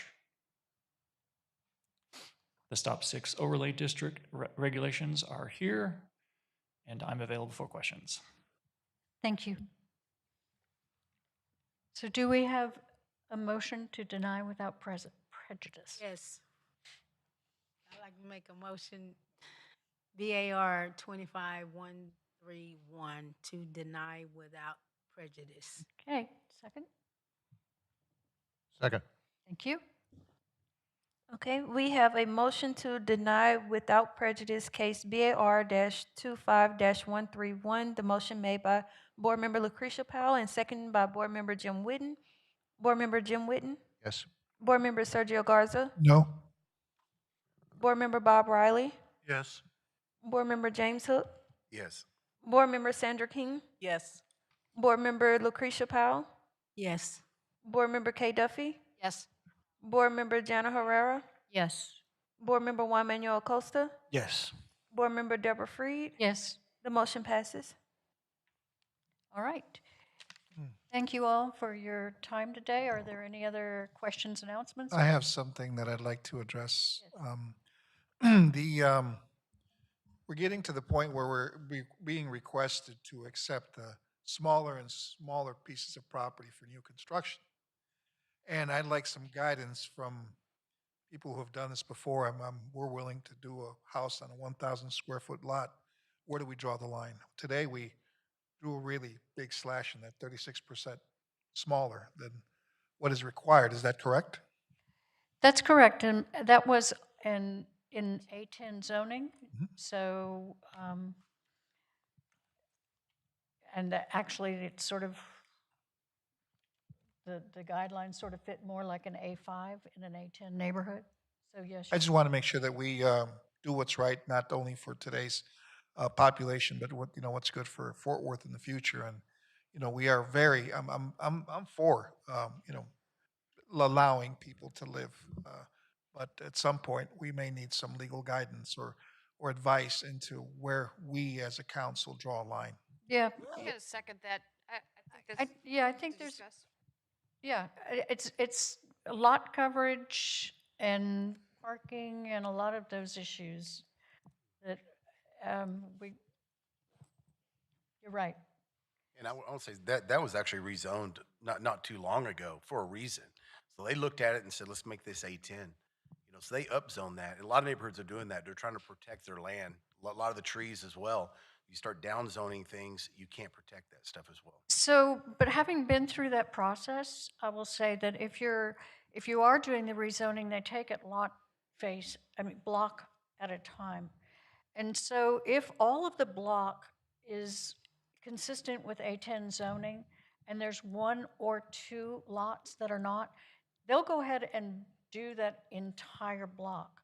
So that I know you're looking for probably a lot better advice than I have. I'll just tell you that when I process it and look, is this a reasonable request?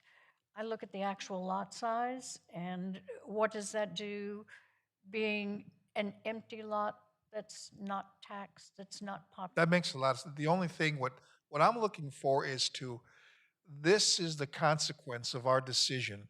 And use another city as an example. Let's say this is what Dallas did, and this is the consequences of those decisions. I want to make sure that we understand the consequences of our decisions. And we don't have to, we can use someone else's, lessons learned in our city. That's all I'm requesting.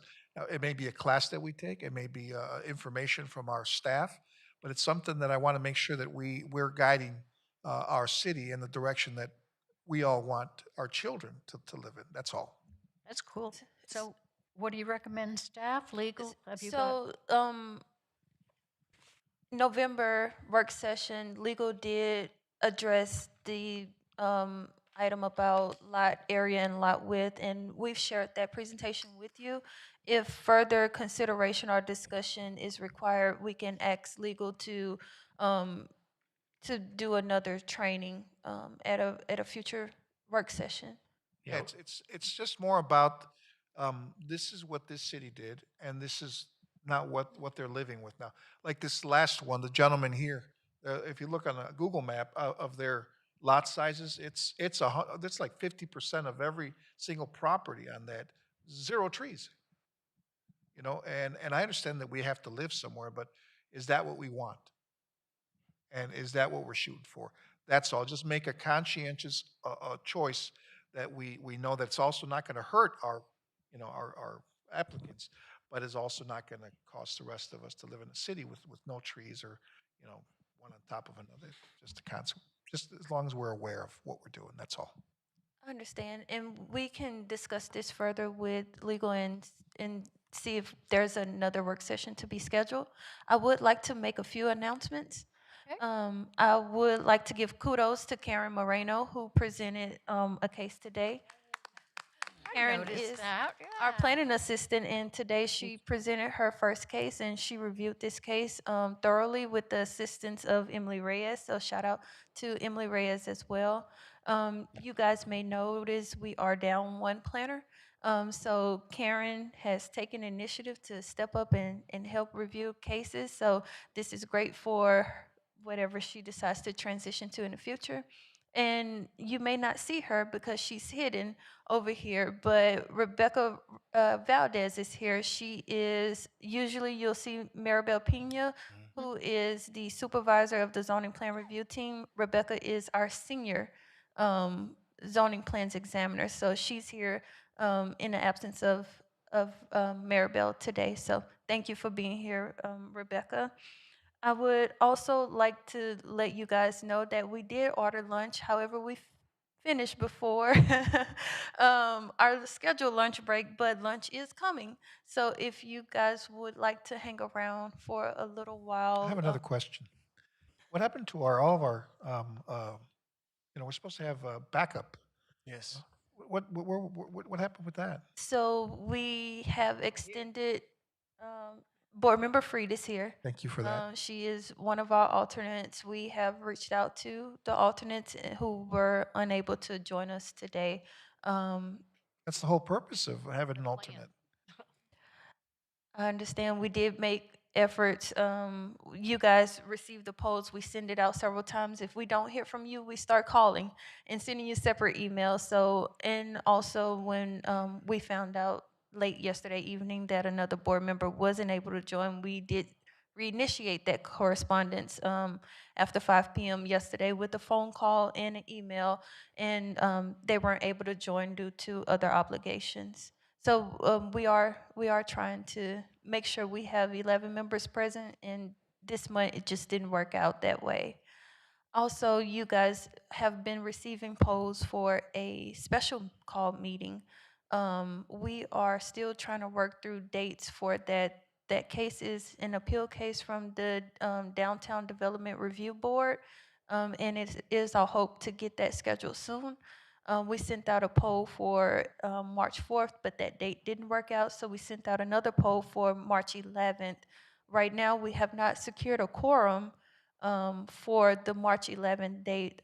So if you guys have not responded to that poll, if you could let us know today after we are offline, if you guys are available to attend March 11th, we would love to go ahead and get that scheduled.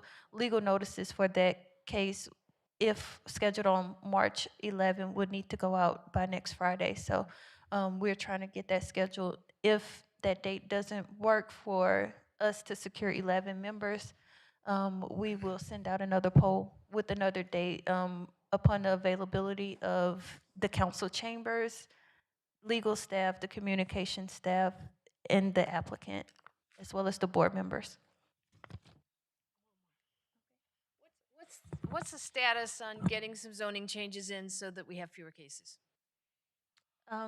We are still working on that. We have drafted and we've had to meet with various boards and go back to the drawing board. So it's still in the works. Staff is still working on those proposed changes. Are gas station signs included in that list? No, it's not. Why not? I can't. We're getting a little far past our, I want to make sure we don't, for open meeting purposes, talk about things, get any kind of briefings that haven't been noticed so that the public doesn't have Okay. an opportunity to come talk about it. I'll That's just something voice we my can, opinion that I feel like that one, we always have them and we always pass them, and that would just be so easy. certainly good feedback for staff, and if we need, we can always bring back a work session item. But just for open meeting purposes, I want to make sure we finished our work today. Yeah, that might. Let's be- close the meeting, and then you all can feel free to discuss. I would add to that, maybe it's a subject to a future work session, that the status of all the changes that they were talking about back in September, October. Yep, What the status of those are. That's fair for a future work session, I think. Thank you. Thank you. Okay, well, it sounds like it's time to close this meeting. Meeting is adjourned.